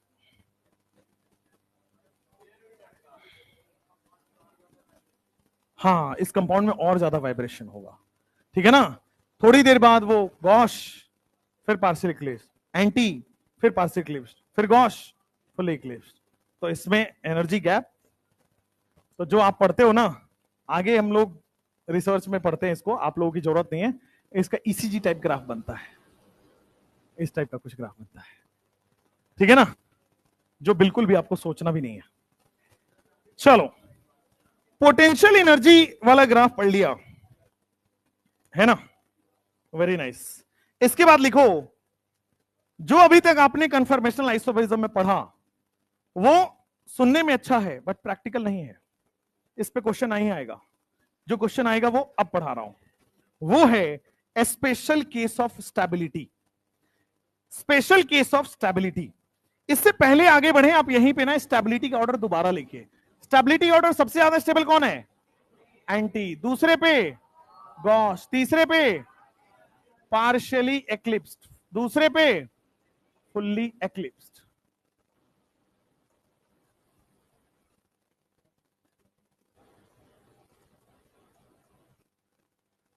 लिखो स्पेशल केस ऑफ स्टेबिलिटी। अगर मैं आपसे पूछूं एक सवाल आगे बढ़ने से पहले, मुझे बताओ ऑर्गेनिक कंपाउंड का सबसे स्टेबल कन्फर्मर कौन सा होगा? एंटी होगा भाई। सबसे स्टेबल कन्फर्मर अभी तक एंटी है, क्योंकि बल्कि ग्रुप में सबसे मिनिमम रिपल्सन लग रहा है, बल्कि ग्रुप एकदम हाईएस्ट एंगल पे है। तो लिखो, स्कैम देखो कैसा है ऑर्गेनिक केमिस्ट्री। लिखो, generally anti is more stable then Gauss. Generally लगा के काम खराब हो गया। हाँ लिखिए, generally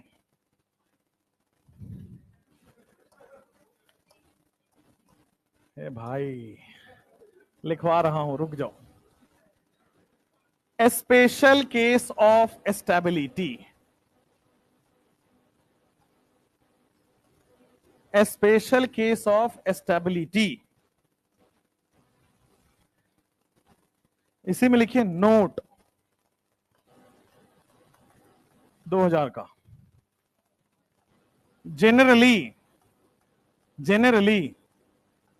anti is more stable, generally anti is more stable then gosh, है ना। यही सुनना चाहते थे तुम आदिवासी लोग? पढ़ो, generally anti is more stable then gosh, but हमेशा नॉट ऑलवेज। इसको ब्रैकेट में लिखो, नॉट ऑलवेज। एसीपी सर को एक बेबी हुआ है, पता चला? पता चला कैसे? इंस्टाग्राम पे अभी बोला मैं इसलिए पता चला। अरे यार, गधों। एसीपी सर की एक छोटी सी बच्ची हुई है, बेबी गर्ल, अभी 1 वीक बिफोर। तो अब आपको पता चला वो पटना में क्यों नहीं है? नहीं, not always. Generally anti form is more stable then gosh, but हमेशा एंटी फॉर्म स्टेबल नहीं होगा। मन में सवाल आ रहा है ना कि एंटी तो स्टेबल होना ही चाहिए, एंटी में तो 180 डिग्री एंगल होता है, ये तो सबसे ज्यादा स्टेबल होना चाहिए, रिपल्सन तो सबसे कम है इसमें। लेकिन ऐसा क्या है? लिखो यहां पे, sometimes gosh is more stable than anti, sometimes gosh is more stable than anti. और बाहर जाके डाउट पूछा और बोला उसमें गॉच ना, मैं थप्पड़ मारूंगा। बेटा वहां भी आपको गॉश ही बोलना है, थोड़े से तो सभ्य की तरह। एक प्रोफेसर एक आया ऊपर वाले बैंक सर, गाउचे फॉर्म जो है ना, उन्हें कहा भाई जेनरेशंस लगेगा सुधारने में। हाँ, 19-20 का फर्क नहीं है बेटा, ये है ना। Sometimes gosh is more stable than anti. अब ध्यान से सुनना, कौन से ऐसे केसेस हैं, कौन से ऐसे केसेस हैं जहां पे गॉश स्टेबल है, और वही केसेस पूछे जाते हैं। ठीक है, क्वेश्चन यहीं से आएगा। अब क्वेश्चन आएगा तो मेरा कोशिश क्या रहता है, अगर क्वेश्चन आए, टॉपिक भले ही ना हो, सवाल हो जाए आपसे, टॉपिक ऐसी तैसी सवाल होने चाहिए, 4 नंबर आने चाहिए। क्यों भाई? मेन मुद्दा वो है, भले ही मेडिकल कॉलेज में फेल हो जाए। आ जाओ इधर। पहला केस कि अगर आपके पास ऑर्गेनिक कंपाउंड में हाइड्रोजन बॉन्ड हो रहा होगा तो आपके पास gauche form is more stable than anti, ऐसा सब लोग पढ़ते हैं। और एनटीए ने एक बार सवाल पूछ दिया, कब? 2020 में। 2020 में सवाल पूछा कि which type of H bonding occurs in Gauss, जब स्टेबल होता है तो which type of H bonding occurs? Intramolecular H bonding. अभी समझाऊंगा इंट्रामोलिक्यूलर एच बॉन्डिंग क्यों हुआ। जब हम कन्फर्मेशनल आइसोमरिज्म पढ़ रहे हैं तो हम इथेन का पढ़ रहे हैं, प्रोपेन का पढ़ रहे हैं, ब्यूटेन का पढ़ रहे हैं, यही पढ़ रहे हैं। तो एक सिंगल कंपाउंड का पढ़ रहे हैं, तो अगर सिंगल कंपाउंड में हाइड्रोजन बॉन्डिंग होगी तो क्या बोलेंगे? इंट्रामोलिक्यूलर। दो अलग अलग कंपाउंड में हाइड्रोजन बॉन्डिंग हो तो क्या बोलेंगे? इंटरमोलिक्यूलर।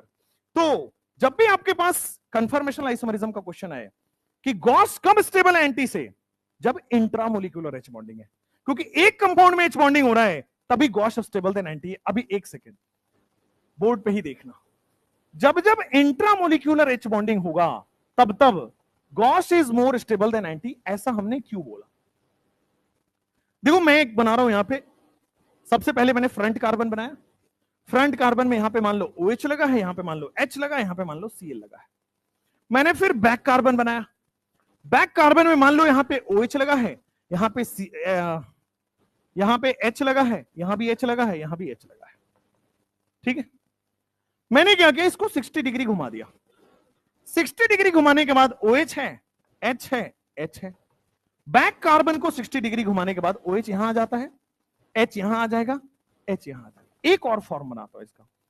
फ्रंट कार्बन, ध्यान से देखना, OH है, H है, H है। बैक कार्बन को पूरा 180 डिग्री घुमा दो तो OH यहां आ जाएगा, H यहां आ जाएगा, H यहां आ जाएगा। मुझे बस इस फॉर्म का नाम बताओ, क्या बोलेंगे इसको? Fully eclipsed, partially eclipsed, gosh? Fully eclipsed बोल देंगे, अच्छी बात है। दूसरी वाली को क्या बोल दें? दूसरी वाली को गॉश बोल दें। 60 डिग्री एंगल है, बल्कि OH है, बल्कि OH है। अब इधर आ जाओ, OH और OH में 180 है, OH और OH में 180 है तो एंटी ग्रुप है। अब ध्यान से, जनरली स्टेबिलिटी का ऑर्डर क्या होना चाहिए कि सर एंटी मोर स्टेबल होना चाहिए, भाई 180 पे लगा हुआ है, फिर उसके बाद आपके पास गॉश आना चाहिए, 60 पे लगा हुआ है, और फुल्ली इक्लिप्स तो भाई सबसे ही कम है, 0 डिग्री पे है ना। होता क्या है, जब जब कंपाउंड में H बॉन्डिंग आ जाता है तो आप H बॉन्डिंग का मतलब दोनों OH पास पास आएंगे। H बॉन्डिंग, बॉन्डिंग का मतलब अट्रैक्शन, बारिश का मतलब H बॉन्डिंग का मतलब अट्रैक्शन, H बॉन्डिंग का मतलब अट्रैक्शन है, और जब जब अट्रैक्शन होगा एनर्जी रिलीज होगी, एनर्जी रिलीज होता है तो कंपाउंड स्टेबल होता है। जब भी स्टेबल होता है तो एनर्जी अपने आप रिलीज हो जाती है, एनर्जी मिनिमम हो जाती है कंपाउंड की, कोई भी कंपाउंड हो। अगर वो स्टेबल है इसका मतलब वो एनर्जी लूज कर चुका है। ठीक है, देखो यहां पे होना ये चाहिए था, क्योंकि 180 आ गया, रिपल्सन हो ही नहीं रहा, लगभग रिपल्सन लगभग ना के बराबर हो रहा है, स्टेबल उसको होना चाहिए। ठीक बात है, बट स्टेबल ये होता है, गॉस मोर स्टेबल देन एंटी होता है। रीजन, गॉस के केस में एच बॉन्डिंग हो रहा है, और एच बॉन्डिंग अट्रैक्शन होता है, बॉन्डिंग अट्रैक्शन में एनर्जी रिलीज होता है, एनर्जी रिलीज का मतलब स्टेबल हो गया, कंपाउंड स्टेबल हो गया। हाँ, अब आपके पास आएगा कि सर ये देखो यहां तो जबरदस्त एच बॉन्डिंग होगा, यहां तो एकदम पास हो गया, तो और एच बॉन्डिंग होना चाहिए, तो इसका मतलब फुली इक्लिप्स तो बहुत स्टेबल होना चाहिए, बट यहां टॉर्शनल स्ट्रेन बहुत लग रहा है, टॉर्शनल स्ट्रेन बहुत लग रहा है, कभी भी इक्लिप्स स्टेबल नहीं माना जाएगा, ये ध्यान रखिए।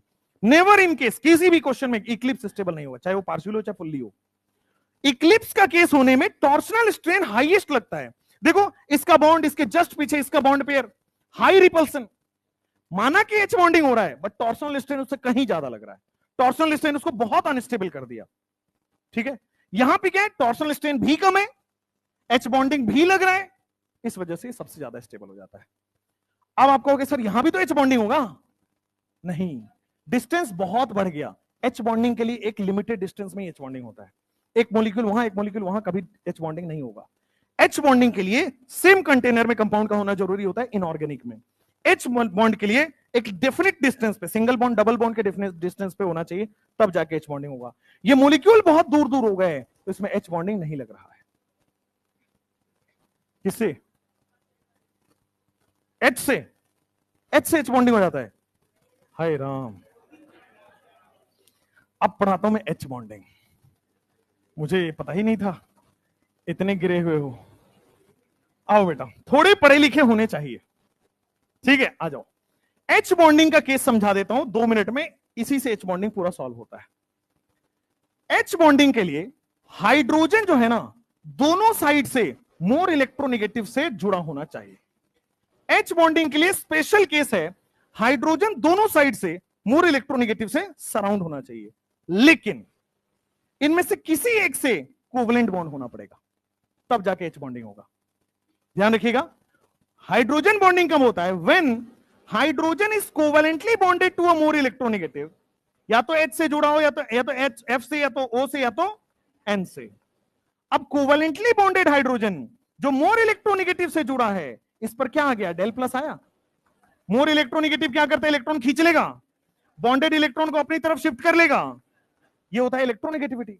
अब सारे इलेक्ट्रॉन तो इसके पास आ गए, सारे इलेक्ट्रॉन तो मोर इलेक्ट्रोनेगेटिव के पास आ गए, हाइड्रोजन के पास क्या हो गया? Delta plus. हाइड्रोजन के पास इलेक्ट्रॉन की कमी, और कार्बोकेटाइन होता है अनस्टेबल, कोई भी प्लस चार्ज होता है अनस्टेबल, इलेक्ट्रॉन की कमी हो गई है, अनस्टेबल है। तो ये क्या करता है कि सामने एफ या ओ या एन किसी को ढूंढता है। अब बोलोगे एफ या ओ या एन क्या करेगा? तो इसके पास होता है लोन पेयर, और ये लोन पेयर जो है इलेक्ट्रॉन इसको प्रोवाइड कराता है। इसके पास होता है लोन पेयर, और ये लोन पेयर इसको इलेक्ट्रॉन प्रोवाइड कराता है, लोन पेयर इलेक्ट्रॉन प्रोवाइड कराता है। क्लियर हुआ? इसको कहते हैं H bonding. Hydrogen should be covalently bonded with FON, और फिर कोई FON पास में पड़ा है, तब होता है एच बॉन्डिंग। हाइड्रोजन पहले से कोवेलेंट बॉन्ड होना चाहिए, दैट कोवेलेंट बॉन्डेड हाइड्रोजन फिर से एक्स्ट्रा कोई FON से मिलेगा, तब एच बॉन्डिंग यहां होता है। बात समझ में आई? क्लियर हुआ? अभी तक आपको क्या लगता था हाइड्रोजन है तो एच बॉन्डिंग हो जाएगा? हाइड्रोजन के पास पहले इलेक्ट्रॉन की कमी होगी, ये इलेक्ट्रॉन की कमी पूरी करने के लिए एच बॉन्डिंग करता है, इसको शौक नहीं एच बॉन्डिंग करने का, इसके पास इलेक्ट्रॉन की कमी है। क्यों? क्योंकि मोर इलेक्ट्रोनेगेटिव ने सारे इलेक्ट्रॉन खींच लिया, इस पे डेल प्लस आया, ये अनस्टेबल हुआ, ये अनस्टेबिलिटी को दूर करने के लिए, इलेक्ट्रॉन की कमी दूर करने के लिए बगल वाले से लोन पेयर ले रहा है। क्लियर हुआ? कोई प्रॉब्लम नहीं है? This is H bonding. याद रखिएगा, 2 कंडीशन होती है एच बॉन्डिंग की, पहले से कोवेलेंट बॉन्ड हो FON के साथ, और फिर उसके पास FON पड़ा हो साइड में, दैट इज एच बॉन्डिंग। समझ में आया? क्लियर हुआ? जो FON जिससे कोवेलेंट बॉन्ड नहीं बनाया है, वहां लोन पेयर का होना मस्ट है। कोवेलेंट बॉन्ड वाले के पास लोन पेयर ना हो कोई फर्क नहीं पड़ता, बट जिससे कोवेलेंट बॉन्ड नहीं है, जिससे एच बॉन्ड बन रहा है, उसके पास लोन पेयर का होना मस्ट होता है, तभी होता है एच बॉन्डिंग। और एच बॉन्डिंग का फिर स्ट्रेंथ सिखाया जाता है। कि H बॉन्डिंग इसके इलेक्ट्रोनेगेटिविटी के डायरेक्टली प्रोपोर्शनल, इसके इलेक्ट्रोनेगेटिविटी के इनवर्सली प्रोपोर्शनल, लेकिन पूरा H बॉन्डिंग थोड़ी पढ़ाना है। H बॉन्डिंग समझ में आ गया क्या है? अब क्या यहां पे आपको H बॉन्डिंग दिख रहा है? बेटा H बॉन्डिंग के लिए FON के बीच में H आना पड़ेगा। देखो इधर भी FON है, इधर भी FON है, बीच में कहीं हाइड्रोजन है, तो फिर H बॉन्डिंग होगा। समझे? तो खैर हम कहीं डेविएट हो गए, काहे रहने दें, तुम पढ़ोगे भाई केमिकल बॉन्डिंग में, चलो लिख लो। अच्छा है तो कहां मेटक रहा है? हाँ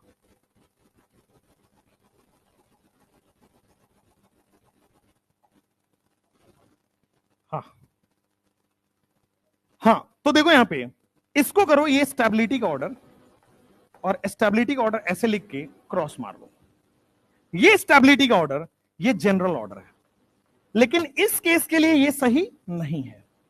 ठीक है, तो जब जब H बॉन्डिंग होगा तब तब कौन स्टेबल है? Gosh is more stable than anti. In cases में कौन स्टेबल होगा? गॉश स्टेबल होगा। क्यों? H बॉन्डिंग हो रहा है। फिर उससे कम स्टेबल कौन होगा? एंटी। फिर उससे कम स्टेबल कौन होगा? कौन? गॉश के बाद एंटी क्यों? हाँ, gosh is more stable than anti. फिर तीसरा केस क्या है? Fully eclipsed. इस केस की बात करो इस क्वेश्चन में।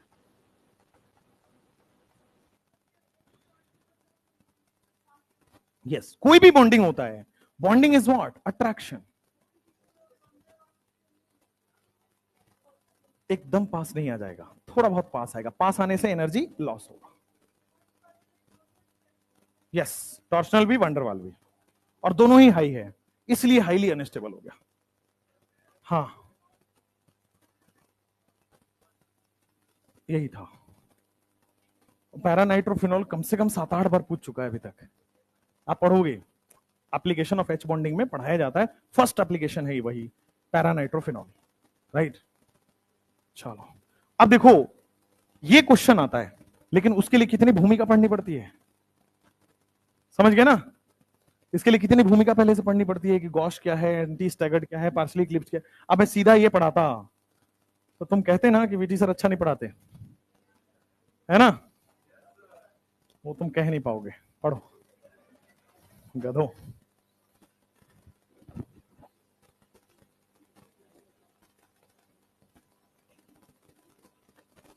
How many of you are vegetarian here? Vegetarian हो तुम? क्यों?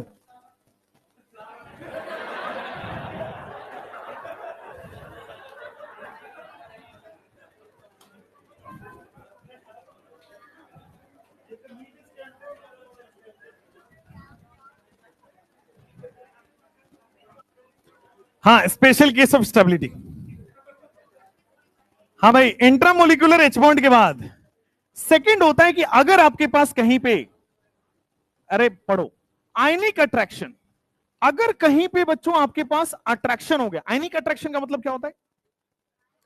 आयंस के बीच का अट्रैक्शन, यानी कि लिखो अट्रैक्शन बिटवीन चार्ज। आयन क्या होता है? चार्ज। Attraction between charge.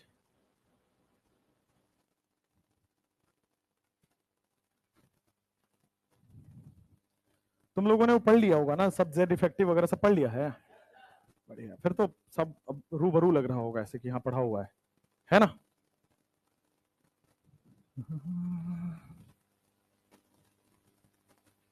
तीसरा, थर्ड थिंग, कब कब गॉश स्टेबल होता है? Dipole dipole attraction. Dipole dipole attraction. मैं अपने इनऑर्गेनिक वाले दिन मिस कर रहा हूं, सही में यार मजा आता है। इनऑर्गेनिक में है ना इतना, दिक्कत यह है कि मैं उसको ऑफलाइन नहीं पढ़ा पाऊंगा, माई वे इज डिफरेंट, और फिर सामने बैठ के उतना तरीके में पढ़ाना इज वेरी डिफरेंट, तो मैं उसको ऑनलाइन में पढ़ा रहा हूँ, ऑनलाइन ही पढ़ाऊंगा उसको। ठीक है, मैं कंट्रोल नहीं हो पाता हूँ, फिर मैं भावनाओं में बह जाता, फिर आपको लगेगा सर ऐसी ऐसी बातें क्यों कर रहे हैं, राइट? तो दैट इज दैट, इसीलिए इसीलिए मुझे जब वो आया तो मैंने बोला मैं ऑर्गेनिक पढ़ा दूंगा भाई, है ना? थर्ड बैच में नहीं घुसना, नहीं है उधर। Yes yes yes yes. अब वहां पे टीचर नहीं थे, तो अपना वही है बेटा, हम आलू की तरह हैं, सार सब्जी में फिट हो जाते हैं, ठीक है। तो वहां पे इनऑर्गेनिक टीचर नहीं, तो वहां ऑर्गेनिक पढ़ा दिए। उन्होंने एक्चुअली वो हो गए, स्ट्राइक पे बैठ गए। उन बच्चे हैं उसमें से कुछ, अब 200 बच्चे हैं, 150 बच्चे करें नहीं, तो बस हो गया। लेकिन अब मेरे पास कोई टाइम नहीं है फिलहाल के लिए, क्योंकि मैं आपको बता देता हूं, I am taking maximum ever classes, 18 class पूरे वीक में हो रही है, एंड 5 बैचेस, 2 घंटे। मेरी कोई क्लास 1.5 घंटे होती है क्या? ऑन एन एवरेज निकालोगे तो 2 घंटे तो हो ही जाती है। और मंथन वाली जो बैच है वो तो 2 घंटे की होती है, तो वहां तो वो 2.25 घंटे हो जाता है। जो मंथन 2 बैच आया है उसमें तो 2.5 घंटे का है, तो 2.25 घंटे हो जाता है। मंथन में दोनों पढ़ा रहा हूं मैं, ऑर्गेनिक और इनऑर्गेनिक। एक कोई बैच आए जिसमें मैं फिजिकल पढ़ाऊं तो मैं अपने आप को थोड़ा सा बढ़िया महसूस करूंगा। सर्वेसर आएंगे यहां पढ़ाएंगे, बट मैं ऑनलाइन में पढ़ाऊंगा, और ऑफलाइन में बस की सब कुछ मिल जाएगा जिंदगी में, तो तमन्ना किसकी करोगे? सब सब सब कुछ ऑफलाइन में नहीं मिलेगा। पढ़ लो भाई। हाँ,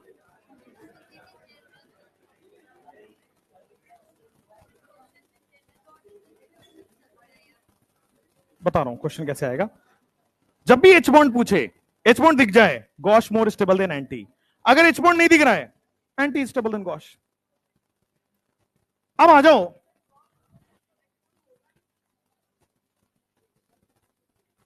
मान लो यहां पे OH और यहां पे CH3 कर दो, एच बॉन्ड होगा? हर जगह नहीं होगा, बता रहा हूं। वो कौन से केसेस है सारे बता रहा हूं, मैं कहता रहा हूं। टॉपिक आई ना है, सवाल हो जाएगा, सवाल आपसे हो जाएगा। लिखे करें एच बॉन्डिंग वाले केस। चलो देखो, अभी शॉर्ट ट्रिक है उसका, ध्यान से देखना। अगर मान लो आपके पास एक कार्बन है, बोर्ड पे देखो, एक कार्बन है, दूसरा स्टेबिलिटी का एक ही क्वेश्चन है, इसी से सब कुछ सवाल सॉल्व हो जाएगा, बोर्ड पे देखना है। देखो, मान लो यहां पे OH लगा है, ठीक है, और यहां पे कोई भी ग्रुप लगा है, और यहां से बोल रहा है कि आपको ना ये वाला कंफर्मेशनल आइसोमरिज्म है, ये दिया होगा क्वेश्चन में, सब कुछ मेंशन रहता है। यहां पे OH लगा है, यहां पे ग्रुप लगा है। ग्रुप में क्या हो सकता है? या हो सकता है OH, तो देखो OH OH आपस में क्या करेंगे? H bond. हो सकता है F हो, तो H बॉन्ड हो जाएगा, हाइड्रोजन बिटवीन 2 मोर इलेक्ट्रोनेगेटिव। अगर ग्रुप में मैं लिख दूं NH2, तब भी हो जाएगा H बॉन्ड। NO2 लिख दूं, यहां पे H है, कोवलेंट बॉन्ड, इधर नाइट्रोजन है, हो जाएगा। यहां पे लिख दूं NO, तो हाइड्रोजन कोवलेंट बॉन्ड बना रहा है, इधर N है। मान लो लिख दो CHO, इधर कोवलेंट बॉन्ड है और इधर ऑक्सीजन है, CHO का ऑक्सीजन H बॉन्ड बना लेगा। मान लो लिख दो COOH, इधर हाइड्रोजन कोवलेंट बॉन्ड है और इधर ऑक्सीजन है COOH का, H बॉन्ड दिखा देगा।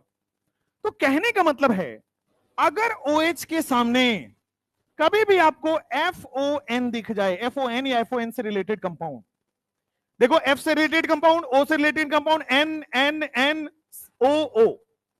तो F अगर आपके पास OH जब भी फोन करे तो क्या हो जाएगा? H bonding. OH जब भी फोन करने लगे तो क्या हो जाता है? H bonding. लेकिन फोन कब करना है बेटा? कल। फोन कब करना है? कल। तो अगर Cl भी आए तो स्पेशल केस है, ये भी H बॉन्ड शो करता है। तो जब भी OH Cl के साथ भी आ जाए, स्पेशल केस है, वो भी H बॉन्ड शो करता है, याद रखना अलग से। तो या तो OH के सामने F बैठा हो, या तो O बैठा हो, या तो N बैठा हो, या तो Cl बैठा हो, फोन करना है कब? कल। तब क्या हो जाएगा? H bond. और जब जब H बॉन्ड होगा तो क्या होगा? Gosh more stable than anti, gosh more stable than anti. अगर H बॉन्ड नहीं है, एंटी मोर स्टेबल देन गॉश। समझ में आ रहा है? अब सुनो कि क्वेश्चन कैसे आप, इसको लिख लो फटाफट से।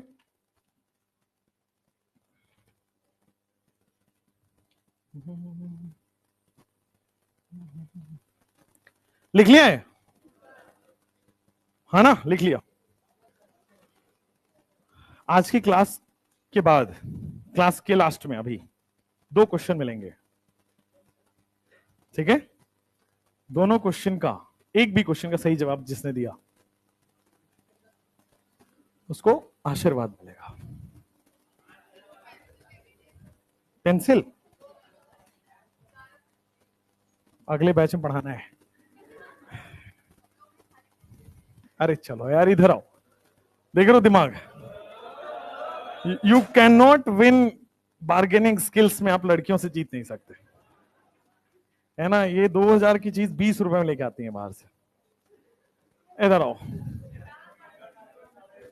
पेंसिल के बगल में खाली पेन दे रही है, बताइए जरा। क्वेश्चन समझो, फाइंड संबंध।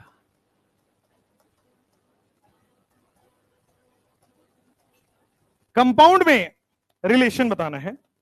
मुझे बताओ, अगर आपके पास कुछ ऐसा लिख के आ जाए, क्वेश्चन इस तरह से आता है, नीट का प्रीवियस ईयर ये क्वेश्चन है, देख के बताओ। पूछा जा रहा है which form is more stable for this compound.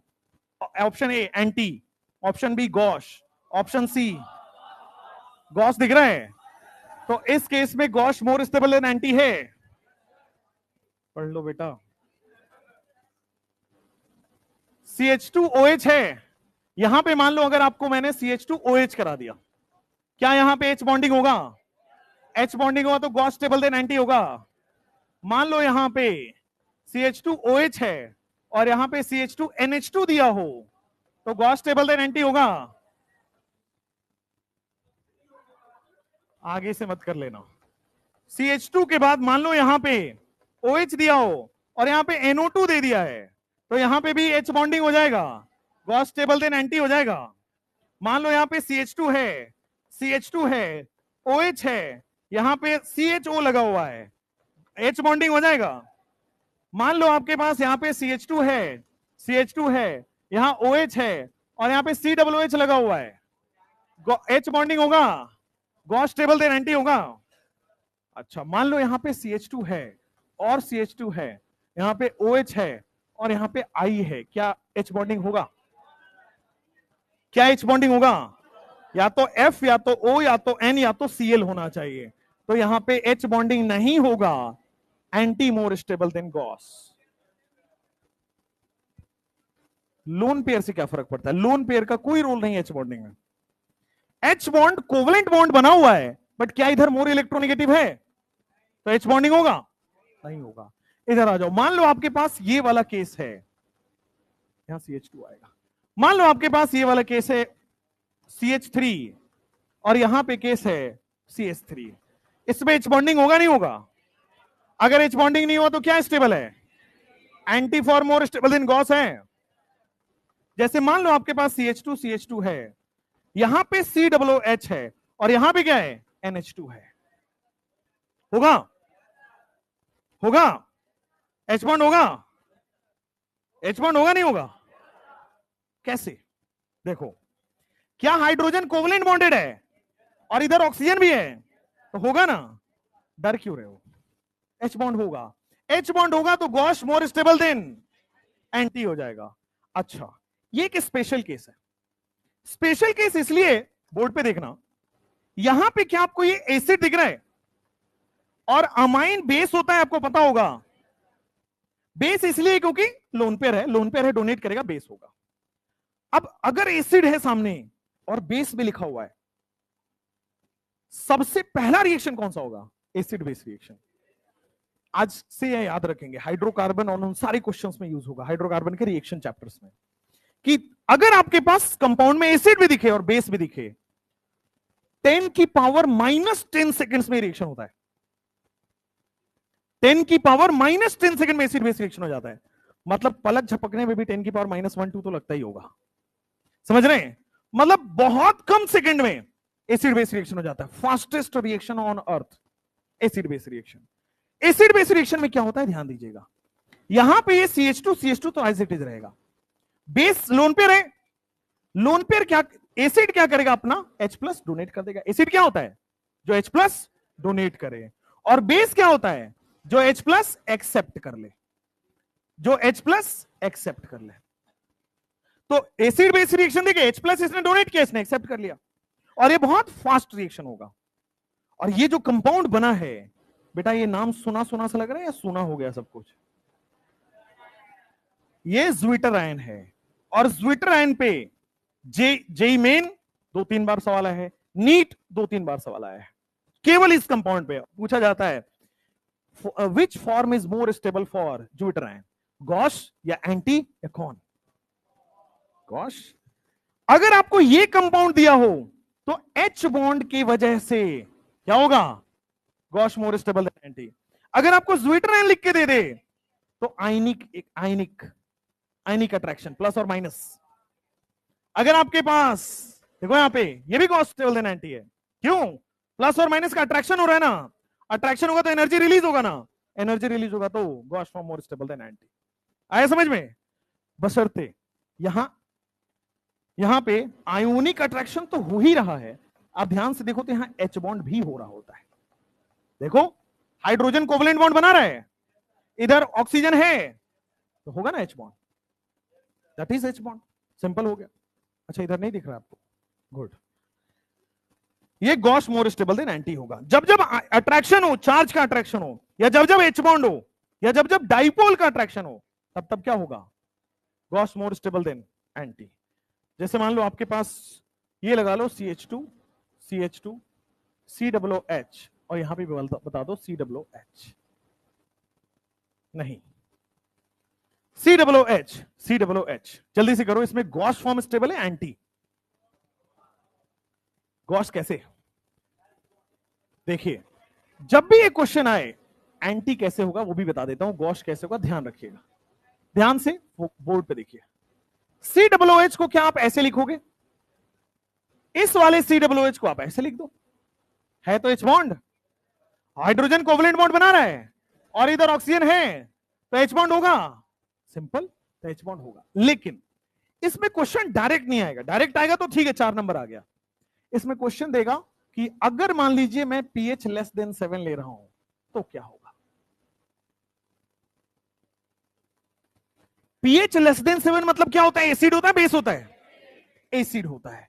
pH less than 7 का मतलब मीडियम क्या है? एसिड। तो एसिड, अगर मैं एक कंटेनर में 1 लीटर एसिड लिया हुआ है, अगर मैं उसमें 10 लीटर और डाल दूं कोई फर्क पड़ेगा? एसिड एसिड से घुल मिल जाएगा, सॉल्युबल हो जाएगा। तो देखो अगर एसिडिक मीडियम है तो एसिड का एसिडिक मीडियम से कोई चेंज नहीं आएगा। COOH पहले भी था, अब भी है, ठीक है? क्या होगा? गॉश मोर देन एंटी, क्यों? एच बॉन्ड की वजह से।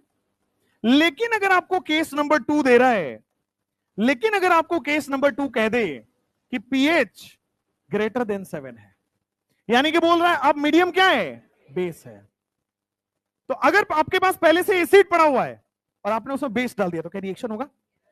रिएक्शन कैसे होता है? एसिड अपना H+ दे देगा, देखो एसिड को बोल दो H+ दे दिया, ये वाले एसिड को भी क्या बोल दो? H+ दे दिया। अब कौन स्टेबल है? क्योंकि अब हाइड्रोजन है ही नहीं, अब H बॉन्ड होगा ही नहीं। अब इनफैक्ट रिपल्सन और लग रहा है, माइनस माइनस का रिपल्सन और लग रहा है, तो रिपल्सन को अवॉइड कौन कराएगा? एंटी। समझ में आया? वही COOH का गॉस स्टेबल है अगर एसिडिक मीडियम है, क्योंकि हाइड्रोजन है एसिडिक मीडियम में, और वही COOH का एंटी स्टेबल है इन केस ऑफ बेस। आया समझ में? लिख लीजिए।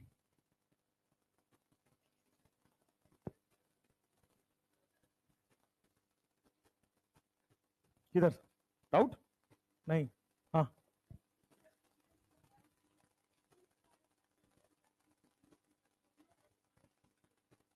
हाँ कोई भी। जब आप H बॉन्ड पढ़ेंगे तो वहां बताया जाता है स्ट्रेंथ ऑफ H बॉन्ड, तो इसमें ये वाला ज्यादा, इसका H जब होगा तो ज्यादा स्ट्रॉन्ग H बॉन्ड बनाएगा, इसलिए ये वाले को प्रायोरिटी मिलेगी। हाँ वाला फिर से बताएं, देखो बोर्ड पे देखो, ये वाला देखो सब लोग देखो, ये क्वेश्चन आपको दिया होगा, पूछेगा इसका कौन सा कंफर्मेशनल आइसोमरिज्म स्टेबल है? Option A anti, B gauche, C दे देगा पार्शियली इक्लिप्स्ड, डी दे देगा फुल्ली इक्लिप्स्ड। आपको बताना होता है एक ऑप्शन। तो आप देखोगे कि यहां पे क्या दिया हुआ है? H बॉन्ड तो अवेलेबल है। अगर H बॉन्ड अवेलेबल है तो सीधा बोल दो gosh more stable than anti. H bond stable है, वो चमक रहा है कि इधर भी हाइड्रोजन है, उधर ऑक्सीजन है, इधर hydrogen covalently bonded to oxygen है, और इधर ऑक्सीजन है, तो क्या H बॉन्ड होगा? H बॉन्ड हो जाएगा। अगर आपको क्वेश्चन दे दे कि ये कंपाउंड है बट ये कंपाउंड है बट मीडियम एसिडिक है। तो एसिडिक मीडियम में एसिड कंपाउंड पे रिएक्शन नहीं होगा, नॉर्मल ही रहेगा। कोई एसिड मेरे पास रखा हो, उसमें एसिड डाल दे, रिएक्शन होगा? नहीं होगा। तो एसिडिक कंपाउंड को एसिड में रखोगे, सेम रहेगा। सेम रहेगा तो H बॉन्ड दिखा रहा है, H बॉन्ड दिखा रहा है, तो गॉस टेबल देना एंटी। लेकिन अगर आपका कंपाउंड में एसिड है और आपने बेस डाल दिया, तो बेस डालने पे क्या होगा? एसिड बेस रिएक्शन होगा। एसिड बेस रिएक्शन होगा तो एसिड अपना H+ देगा, ये वाला एसिड भी अपना H+ देगा। तो H+ देने के बाद एनाइन बन गया, एनाइन में रिपल्सन होगा। अगर H बॉन्ड होगा, अट्रैक्शन होगा, तो गॉस स्टेबल है। अगर रिपल्सन होगा या H बॉन्ड नहीं होगा तो एंटी स्टेबल है। Anti is more stable.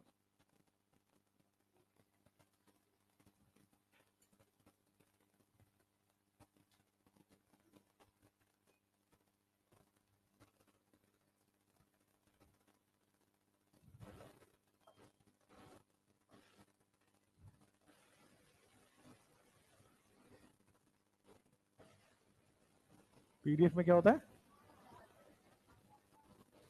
आधा आता है, आधा नहीं आता है, ऐसा? कोई बात नहीं, आपको पीडीएफ की क्या जरूरत है, लिख लो बेटा। कितने कंप्लेनिंग नेचर के हो भाई तुम लोग, पढ़ लो।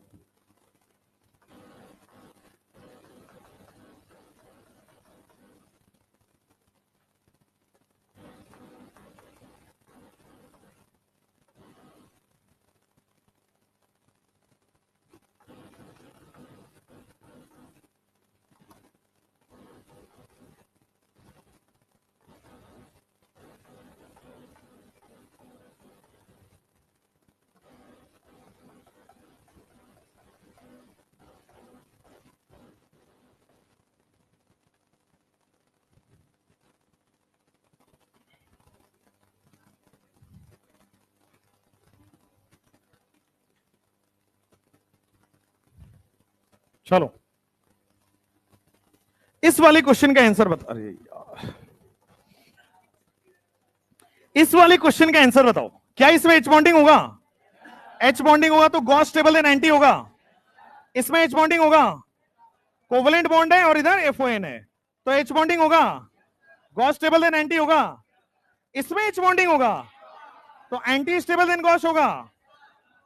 बहुत बढ़िया। तो इसी तरह से क्वेश्चन आपके पास आते हैं, ठीक है, एच बॉन्डिंग वाले, स्टेबिलिटी वाले, ठीक है। तो आप फटाफट लिखो, और 2 क्वेश्चन है और लिख देते हैं फिर आप।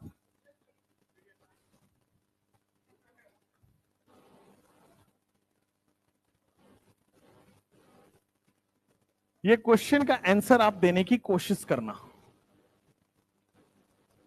कोशिश ही करना।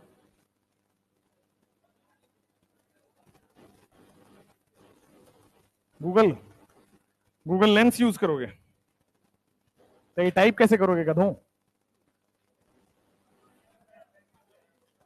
गूगल लेंस से सीधा स्कैन कर लेगा, वो गूगल पे मिल जाएगा। और जो कोटा रिटर्न है वो इसका जवाब नहीं देंगे।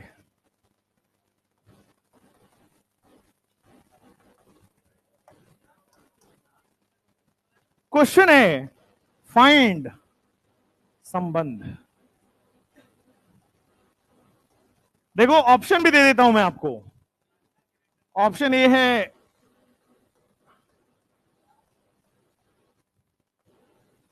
ऑप्शन बी है होमोमर, आसान क्वेश्चन है। ऑप्शन सी है पोजीशन आइसोमर। ऑप्शन डी है ऑल ऑफ दिस या none of this. Conformer option है ही नहीं इसमें। ये आइसोमर ही नहीं है। एक सेकेंड, ये आइसोमर नहीं है। Find relation between these 2 isomers. Isomer है। अब बोलो इसका आंसर। पोजीशन, पोजीशन वाले कितने? पोजीशन वाले कितने? -1। और गलत है, और नन ऑफ दीज वाले का आंसर क्या है? फिर कुछ तो रिलेशन है, क्या आंसर? चेन है। कितने लोगों को लग रहा है चेन आइसोमर है? आगे करो, कोई एक आगे करो जिसको आगे करना होता है। रट्टाफिकेशन। कन्फर्मर कितने लोगों को लग रहा है? कन्फर्मर लग रहा है। हाँ, जनरली यही लगना चाहिए। आंसर नॉन ऑफ दीज है। इसमें आंसर जो होगा बच्चों वो है चेन आइसोमर। देखो, दिखने में जो होता है वो वैसा ही हो, ये जरूरी थोड़ी है, अलग भी हो सकता है। अब आपको मन में आ रहा होगा कि सर ये तो कन्फर्मर होना चाहिए, है ना? आओ देखते हैं। फ्रंट कार्बन बना देता हूं मैं। सबसे पहले देखना, कंपाउंड नंबर 1 बना रहा हूं, focus on the board.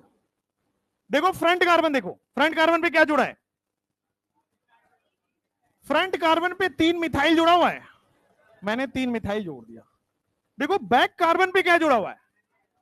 3 hydrogen जुड़ा हुआ है। ये हो गया कंपाउंड नंबर 1। अब एक कंपाउंड नंबर 2 बनाता हूं। फ्रंट कार्बन पे क्या जुड़ा है? 2 मिथाइल जुड़ा हुआ है और 1 हाइड्रोजन। और बैक कार्बन पे क्या जुड़ा है? 1 मिथाइल है और 2 हाइड्रोजन है। अब नंबरिंग करो। कितनी खुशी की बात है, इसमें 3 ही कार्बन है। कितनी खुशी की बात है कि 4 कार्बन है। क्या हो जाएगा? Chain isomers. क्लियर है? और जो चेन आइसोमर वो देख के गया था कल मेरे नोट से, है ना? देख के गए थे, देखो कल ही देख लिया था उसने ये क्वेश्चन, पेपर लीक हो गया था। Find relation. कुछ नहीं दिख रहा है?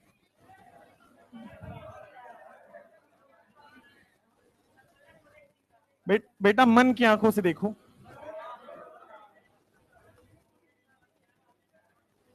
होमवर्क चाहिए?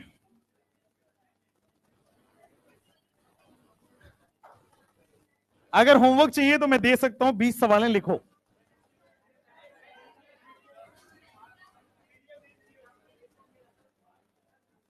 क्या रिलेशन है? क्या ये कन्फर्मर्स हैं? 90% जनता कन्फर्मर बोलती है। क्या ये चेन आइसोमर है? कितने लोगों को अब दिख रहा है कि चलो यार चेन आइसोमर तो है? कितने लोगों को दिख रहा है चेन आइसोमर है? गधे हैं, -1। पोजीशन आइसोमर किसी को दिखा? आप और बड़े वाले गधे हैं। होमोमर दिख रहे हैं? आंसर क्या होगा?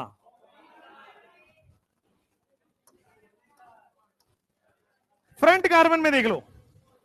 फ्रंट कार्बन में आपके पास आ जाएगा 3 मिथाइल है, 1 2 3। और यहां पे क्या है? बैक कार्बन पे 1 मिथाइल है, 2 हाइड्रोजन। बैक कार्बन बनाओ। फ्रंट कार्बन पे क्या है? 2 मिथाइल है, 1 और 2। बैक कार्बन पे क्या है? 2 मिथाइल है। देखो यहां पे जब आप पेरेंट चेन की नंबरिंग करोगे 1 2 3 4 आ रहा है। जब आप इसकी नंबरिंग करोगे 1 2 3 4 आ रहा है। 2 2 पे ब्रांच है, 2 3 पे ब्रांच है। पोजीशन आइसोमर हुआ? क्लियर हुआ? ओके, तो ये आपके पास रहा आज का।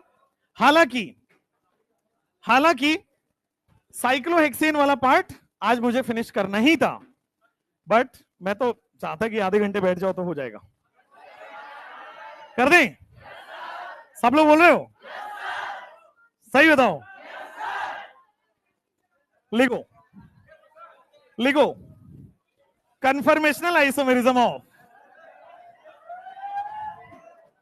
तुम मुझे टेस्ट कर रहे थे क्या गधों? चलो कल करेंगे।